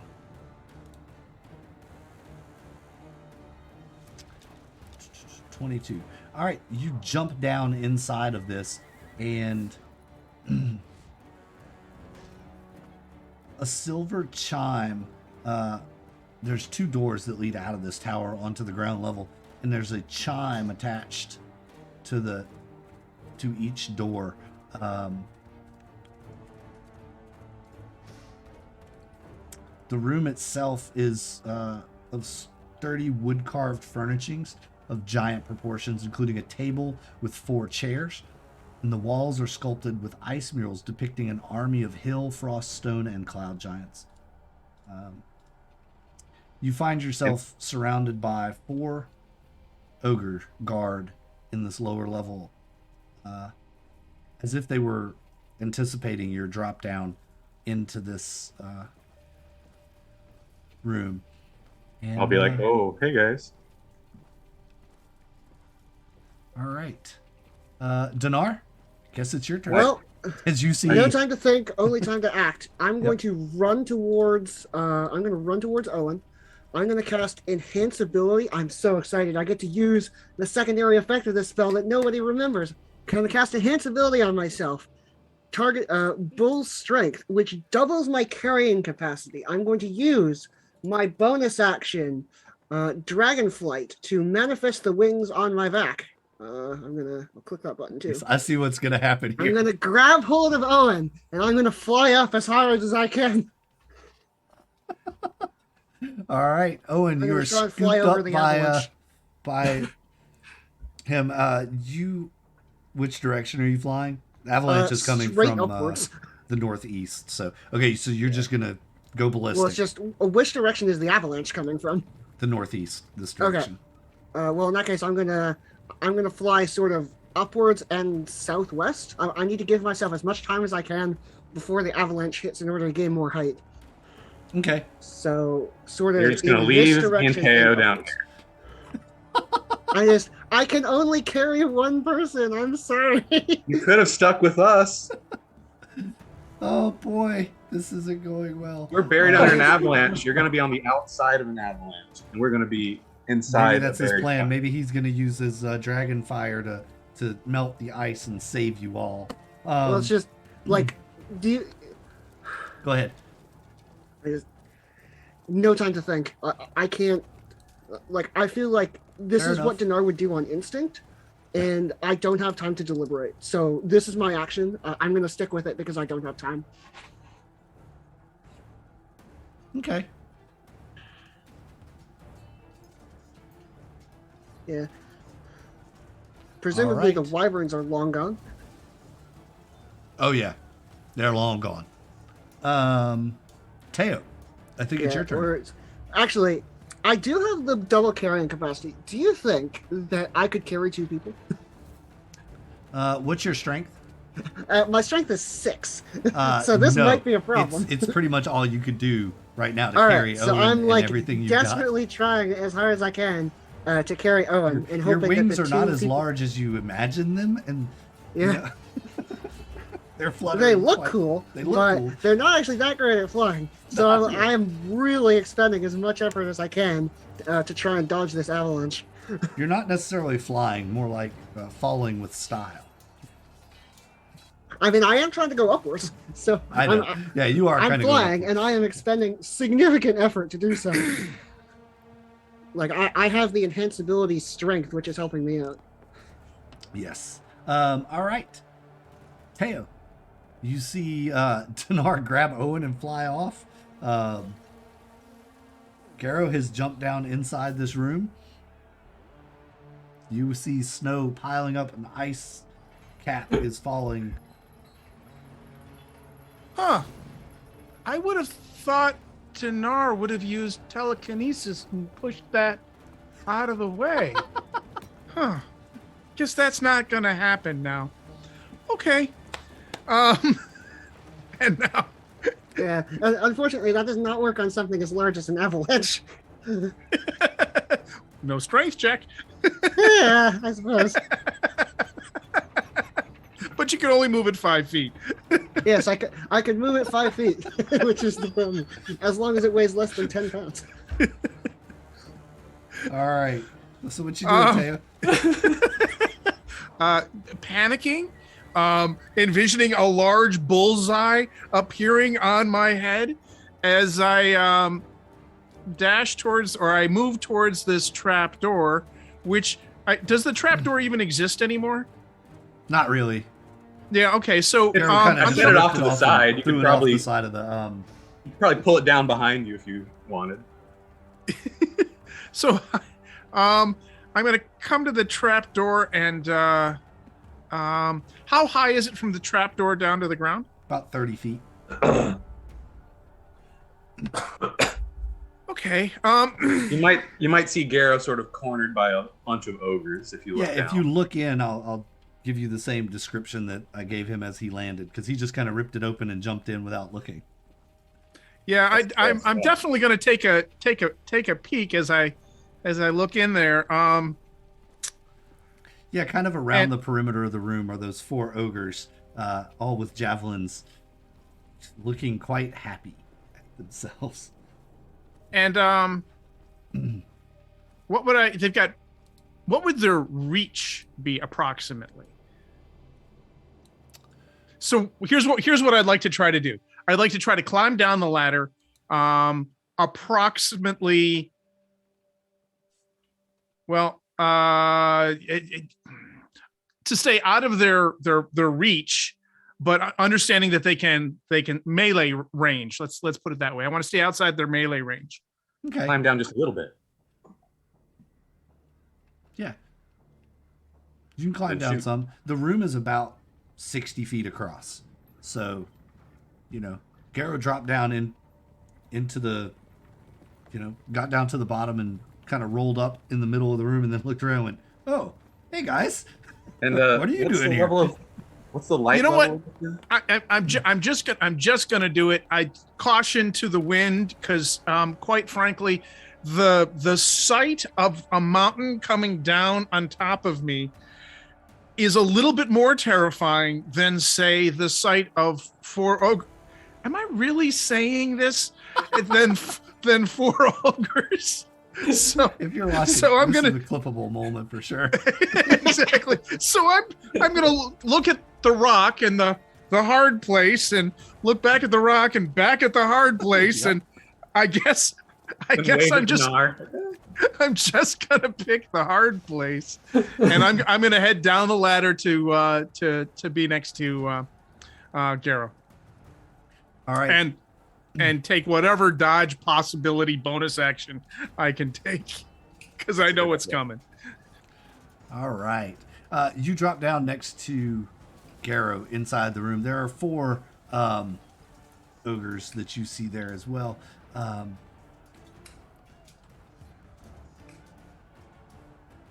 And it is, you asked about the lighting conditions here. It's a dimly lit, but it's lit enough for you to see. As you take another glance around this room, Teo, you and Gara both see there are chests in this room, all unlocked and open around the room as well, kind of in between each ogre, filled with silver and gold. One of the chests has bars of solid gold, and another has bars of solid silver, and one has a large bag laying over the top of it. You're muted. I have one thing that I just thought of, and I don't know what I will be able to do. So you're going to have to tell me. The other possibility is to cast darkness in this room. I mean, you could. What would I be able to do? To cast darkness would just put a magical darkness, then anyone without the ability to We see would a all be magical blind. darkness would be blind. Everyone in the room would be blind. I would advise against it. Gara doesn't have All blind right. fighting? No, not yet, unfortunately. That's Okay. a little bit of a later monk attribute. I'll stick with my original plan and just go with that. We'll see we'll see where the chips land, shall Right. we And- say? I meant to ask this earlier on my turn, but I jumped down. I used my action to pull the door off the hinges, and I was gonna say, do I still have a bonus action? Yeah, you would have a bonus action. I'll use a key point to do patient defense, and effectively have the dodge action. Okay. Makes sense. The ogres look at you, they grunt, they say, "Surrender! You are now prisoners of Blackthus." Yeah, I don't think so, bud. And I beckon them forward. All right. Where are we in the initiative order? I think that was Teo, I then think Owen. So you are being held by Dinar flying. How high up over the courtyard are we currently? Well, the top of the tower was 70 feet off the ground. And he's risen probably, would you say, another 10, 15 feet by now? Yeah, 15 or so. So you're about 85, 90 feet up. Okay. You're don't wanna 30 feet risk- above Blogfest. Also. I don't want to risk being dropped here, so I'm not going to do much, but I am going to use a bonus action to cause 5 damage to the giant. Okay. Is there anything you want to say to Dinar? Goes to 5 damage, and I'm like, okay, wow. I don't know what's going on, but wow. Yeah, it's like, if you want me to, I could dive into the trap door, but I feel like if we get buried under the snow, it would be better to have somebody above the snow to dig you out. Okay. You hear Blogthus bellow out after that. He yells, "You're not nice to Blogthus. I will get you back. You destroyed my castle." He goes on this rant. I had no mean- fight with you. I had no fight with you. And I mean, isn't he about to die? Because like 10 he's- tons of avalanche are falling on his head. remember, he's also flying Oh, 60 I feet suppose off that's the deck. true. So He could it's, chase you down right now. it's almost as if he knew this was going to happen and leapt off the deck right before it crashed. Well, I have an idea. And he's like, "I had no fight with you. Come, I can save you, your friends. Follow me." And he begins to fly kind of parallel to the avalanche and off. He doesn't have many turns of fly, so he's gonna have to go quick. Well, he's got 10 minutes. So.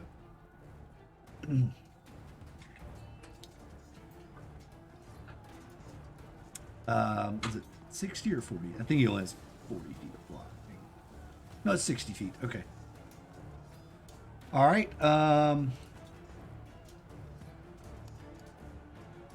You see the bat also flying kind of in the same direction. And Garo, you're inside now with these 4 ogres who've just asked you to surrender. Yeah, and I politely decline.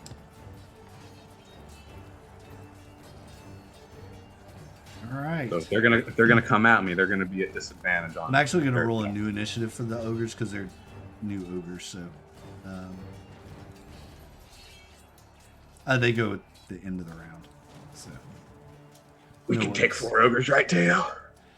It's on you. Gulp. So is it my turn? Yep, it's your turn. Okay. Gonna punch the nearest one. Punch him 3 times. Okay. Punch, punch, punch. 1, 2, 3. Oh, your shoulder comes out of socket again. 2 good solid hits, though, doing 17 damage to one of them. I'm just going to use these guys up here because they're visible and already here. And I'm gonna, keep myself between them and Teo, so Teo's got a little bit of room to do his archery. And I'll use another key point and take a patient defense as I sort of block the path between them and Teo and just try to anticipate their attacks. Okay. I'm going to move these guys. That's what I'm going to do. That way we can kind of have a... Okay, yeah. Oh, I didn't mean to grab you. I was just trying to move them. So go ahead and... this is the one that you damaged, we'll say. It's the one I marked damage on, so... If you're going to be... Pow, pow, pow. Oh, wait, you Right. got 10-foot reach, right? So you can be, 10 feet Yeah. away. There you go. Pow, pow, Um, pow. Sort of guarding Teo a bit. Yep, that's what I'll do. All right.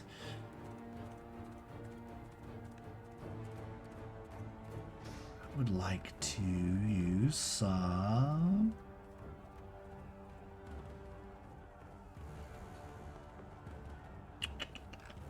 Where is it? Dadgummit, where is it? Frozen starts with an F. Where is it? It's not in my playlist. Why is it? Or a PH, depending upon how you spell it. It's not in that playlist. That's why I couldn't find it. All right. You punch, punch, punch. Dinar. Well, Dinar is so conflicted right now. He's just, do I trust this person? This is a giant, but he's also not sure why a giant would be working with the cult of Tiamat. But it very much seemed like they were working with the cult of Tiamat. I'm gonna look down to Owen and say, do you think we can trust him? I don't know if we can trust him, but I don't think he's going to go in a direction that's going to cause him harm. All right, I'm gonna follow him in that case. All right. How long does your flight last? It lasts for a minute, which is 10 rounds, which certainly long enough before the avalanche hits. So I'm going to follow him this way, and I'm going to dash to try and keep up with him. And because of my bull strength, I'm going to carry Owen with me. All right. And As long as that I'm going to lasts. call out, "Can you stop the avalanche?" Who are you calling that out to? The giant? The giant, yeah. Let's see. Does he have what ability does he have that might be able to do anything about that?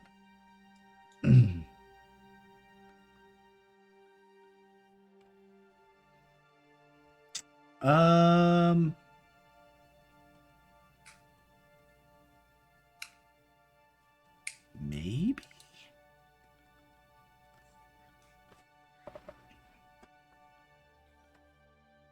That would be impressive as hell to stop an avalanche. Just saying. Was like, it seems like he had some idea of of how to do that. Yeah. Considering he called down, like he basically called down this avalanche intentionally and has a bunch of his men here. Yeah, but once the avalanche is going, Uh, Well, I agree. He is the most capable of all of us to have any shot at being able to stop an avalanche. For what that's worth, yes. Yes. Let me just see something. How far away are we here?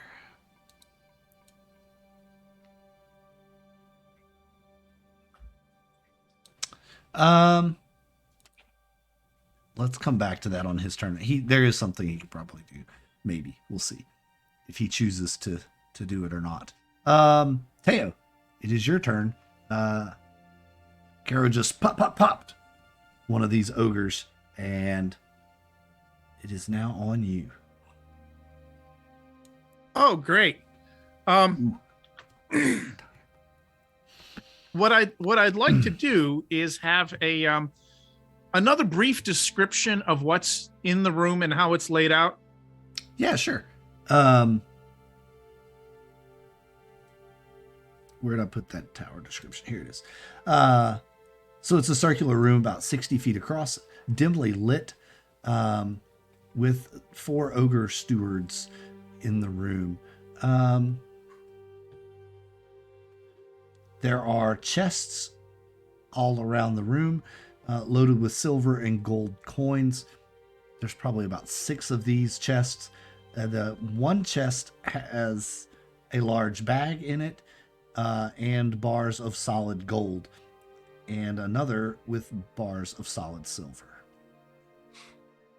Any tables, chairs? There is a table, 4 chairs, and a blue.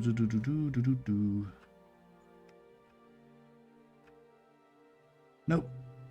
All right. That's it. Table, 4 chairs, the ladder. And is this a normal sized table, or is this a larger ogre or giant size? It's giant sized. Giant sized. So Teo is got a pretty strong survival instinct in him, and recognizes that he's in a bit of a pickle. So he is going to hide under the table. Okay. Under the table. Teo dumps under the table. What else are you doing? Anything else? If I can take a shot, I'll take a shot, but I Sure. don't know that I can do both of those. If I can, Yeah, I you can. You can move and attack. Yeah. So my hunch is I don't have an advantage or anything like that. Nothing that'll get me a sneak attack. He's engaged with me if you're shooting Yeah. at the one that I'm fighting, so yes. If you're Okay. shooting at the same one, yeah, he's engaged. So Then, if that's the case, that'll be the case. I will shoot at the one that is engaged and give it a shot. No guarantees.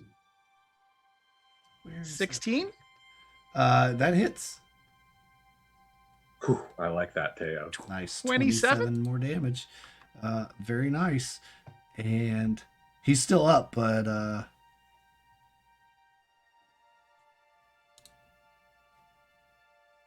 that's not the right layer. I need that. And in layer. case it isn't obvious, I'm going to try the hide action. Okay. All right. Owen, anything you're gonna do? No. At this Nothing. point, no. All right. Then on Blogthok's turn, he stops where he is,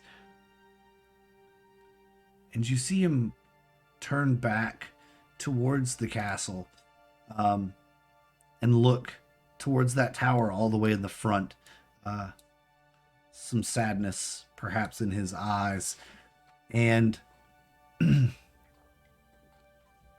he calls out, and speaking in a strange language that you don't understand, he points towards the mountain, and a large swirling mass of snow begins to form. It looks almost as if it's a tornado, in fact, And then it grows arms. It grows a head as he calls forth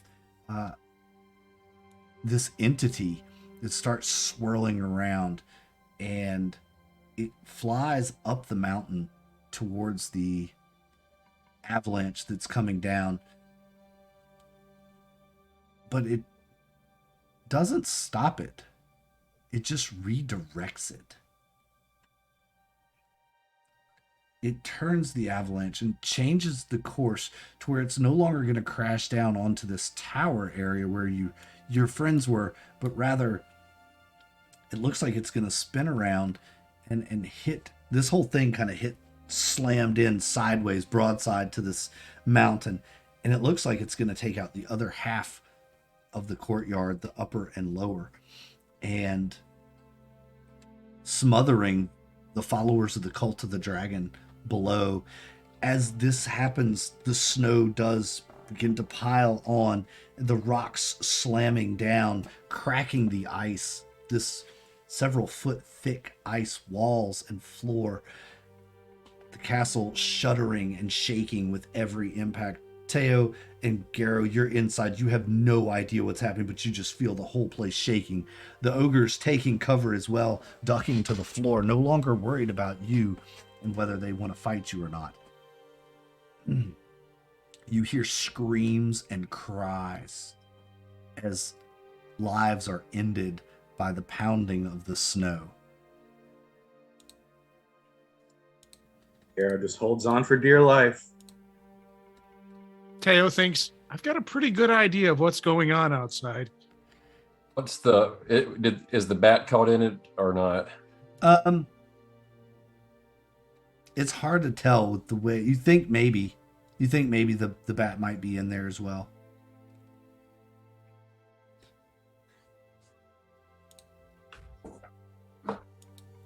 And after several minutes of this thudding, pounding, it's quiet, silent even. Okay. There's I a bit look of a over at the problem with ogres that. and I'm like, that was pretty wild. I just there's a bit of a problem with that. You said after several minutes of this, did you not? Mm-hmm. Yeah, my flight lasts for 1 minute. Well, I'm gonna give you the benefit of the doubt in this. Yeah, I'm not well, gonna make you fall what out I of the think I'm gonna sky. do is so- fly back in this direction. Like now that I see that he stopped the thing, I'm gonna fly back in this direction, and then I'm gonna get up high so that on the turn when my flight ends, I can fall. I can fall for a moment and then set it back up. And then on the turn my second flight ends, I'm going to land here and run down to see if Garo and Teo are okay. Okay, so yeah, you can kind of do that a couple of times as this avalanche just pummels and buries the rest of the castle. Blogthus actually comes back with you, and as it all settles, lands. He shakes his head. A small tear forms in his eye as he looks at his castle, now devastated, buried in snow and rock. And he looks down at you and bellows, "My apologies, but they will not take my castle. You Talking couldn't about stop the them, cult so we had to do something." You must be talking about the cult of the dragon. And he looks down into the hatch. He says, "It's okay. You can come out now. They are friendly. They're friends." And Garrow nods to the ogre and says, "Sorry about hitting you there, but I'm friends with your king, as you can hear. So I'm gonna go up and talk to him." And you step out or come upstairs, and the ogres come up and follow you disgruntledly. But he says, "Thank you. We wanted to stop them, but wasn't sure how. You gave us a reason, distracted them long enough to cause something. There's no way you could kill them all." Why were they here? Well, funny you ask. It's not that we wanted to necessarily do this, but what else is there to do for us? It was a Tuesday. You see, where is it? Where is it? There's a whole part for this.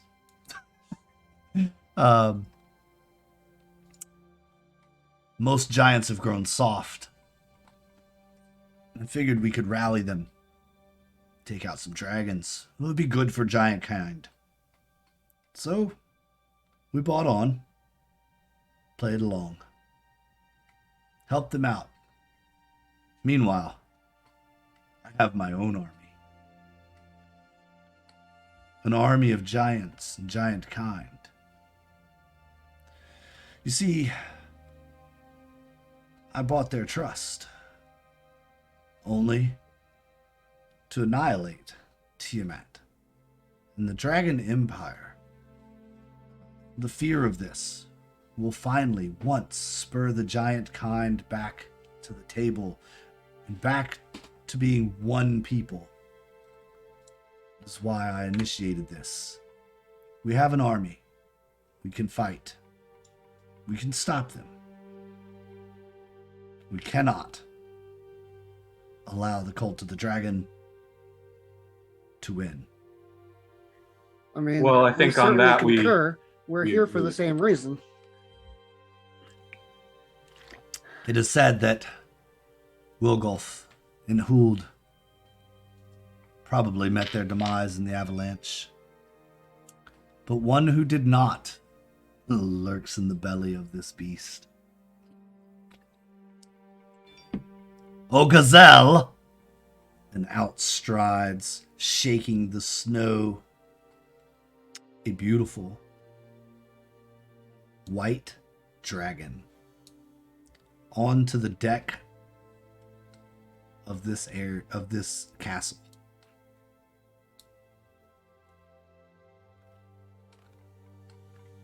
And with that, the credits roll, the camera pans back as the cast stands upon the ruined castle Skyreach. Blackthirst and the dragon standing there, staring at you both.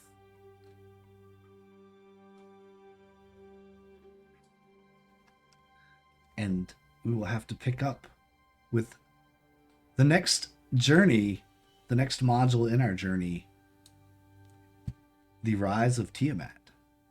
Congratulations, you are now level 8. Hooray! Good I job, just want team. to say thank you so much for running this for us. I had a blast.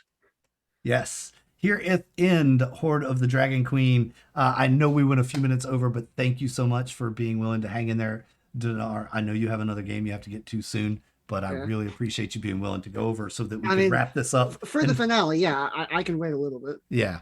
Wow. Congratulations, y'all. Did a great job on this. Really threw me some zingers. I thought I had planned this out pretty well. And there are only 2 endings to this module.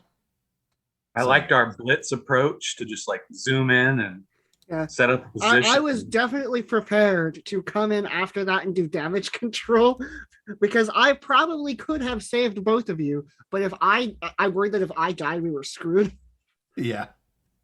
Wow. Yeah. So there's a lot that you didn't get to explore in the castle because you Yeah. did go kind of all blitzkrieg on I it, which think- I expected I think you to do. Ogre. I think Garrow and Teo could have taken those 4 ogres. Probably, Just, yeah. just for the record. I think you probably could have. It would have been a close fight, but I think you probably could have. Yeah, I think the castle needs a few repairs now. Yeah. Just a few. So with the conclusion of the module,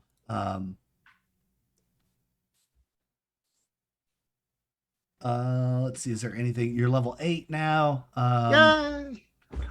You have hijacked a huge hoard of treasure. The giant Blogthirst will kindly reward you with a large amount of treasure.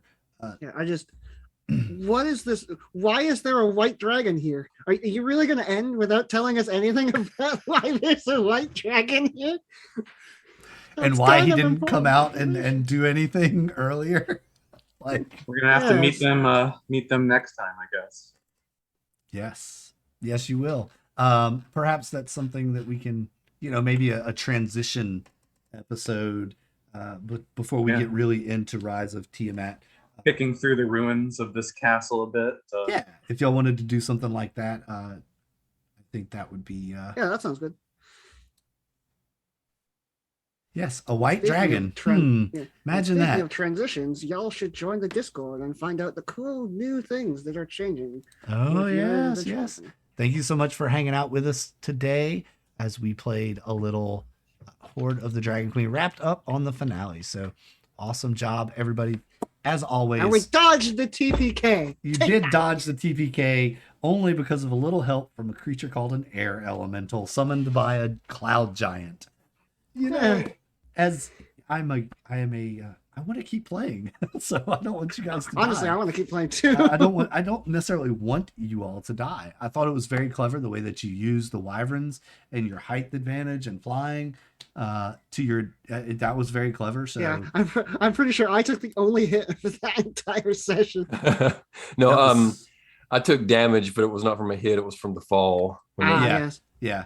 we hit the mountain. So the only two conclusions to Hoard of the Dragon Queen were the where is it?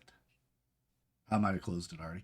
Were the crash or capture of the castle, and at the rate y'all were going, there was no way you would have been able to capture it because I mean you had like 50 ogres and 3 giants, and plus there's a dragon in the belly of the thing. Like, Yeah, like I don't see that Yeah, is such a tall order to fight all that stuff off. I was looking at everything coming, everything. I was like, there's got to be something scripted going to be happening here because there's no way we're going to be able to get through all of that. Yeah, but we Yeah, got Dinar. I was very much prepared for it's like, all right, we shall use the most powerful weapon in all of D&D, the choke point. yeah. Just camp up on top of this tower with spirit guardians until I all was of them like, died. we'll probably kill so many that eventually their leader will want to bargain with us or something like Yes. that. Yeah. But wow, what a session! Yeah, Yes, indeed. that was quite something. What a session and what a module. So we finally got through all the travel. Yeah, And this is a very interesting module. It had really high highs and really low lows. Yeah. yeah. So I've already started with Rise of Tiamat. I'll send you guys the link. And we'll talk a little bit offline too about what's to come next. So thanks, All right. thanks everybody so for excited for joining that. us. We'll see you all next time in a couple of weeks as we start Rise of Tiamat and we go on to the next. So as always, we're the United Adventure Company. Make sure you're in our Discord. Follow us on YouTube. Hit us up in the Discord. Let us know what you thought of this module. Give us some feedback. We're happy and excited to see you at the next one. Until next time, folks. Oh, yeah, and a special thanks to our Patreon supporter, the one that we have so far. So, yeah, thank you. Until next time, folks, we're the United Adventure Company. Stay out of our dungeons. Goodbye, everybody. Yeah, or we might drop a literal avalanche on you. Right? All right, everybody. We'll see you next Later. time.